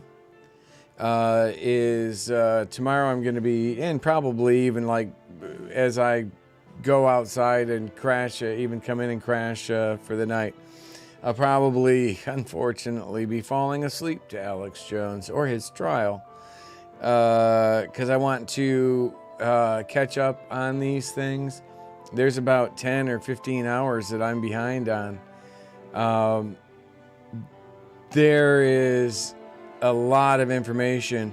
And, a lot of people following this aren't going to have the kind of inside baseball knowledge that I have on a lot of these key players. So I am going to get signing off here now. Went like an extra hour tonight. But we could go into the wee hours of the morning on this and still not be done. So on this note, I hope you all enjoyed what I was able to bring to you today. And again, if you can help support what I'm trying to do here, what I've been trying to do, if you can help, if you can afford to help support, then please do. You can check out, you can help out by going to Amazon, ordering one of my books, Victim of the Swamp or Operation Shadowgate, or going to freedomstream.tv. You can see a place to just click support. You can help support us just with a contribution. Or you can, probably tonight or maybe tomorrow, I'm going to be taking books and coins offline from Freedom Stream until I get everything moved and caught up with the orders I'm behind on. I've got plenty of product, but I got to get them together. I got to fix it's a lot of handwork with a screw up that I did to the ordering process. So I'm getting that taken care of. That's why I'm probably just going to take the books and coins offline from Freedom Stream. So if you would like to help out, please go there, and it's tremendous help. As well as patreon.com, patreon.com/American Awakening. That's been a blessing for me. Everybody that's stood by me there, even though I've been completely worthless on Patreon. Just absolutely, God bless you. Thank you very much. Would not have been able to have gotten as far as I have without your help, right? And so, on that note, I'm going to sign off, my friends. Thank you very, very, very much. Good night, and God bless. I will see you on Wednesday. And again, I'm going to be going over the trial here and just seeing. I can tell you right now, Spidey sense is going off. There's going to be a lot more than what I've connected here tonight. And if you can't see what I've connected here tonight and accept that this is a fact-based, fact-witness, visualization of pretty much everything that's going on right now, then I can't help you. I'm doing the best that I can. I can not do it without your help. So thank you very much. Good night, everyone, and God bless.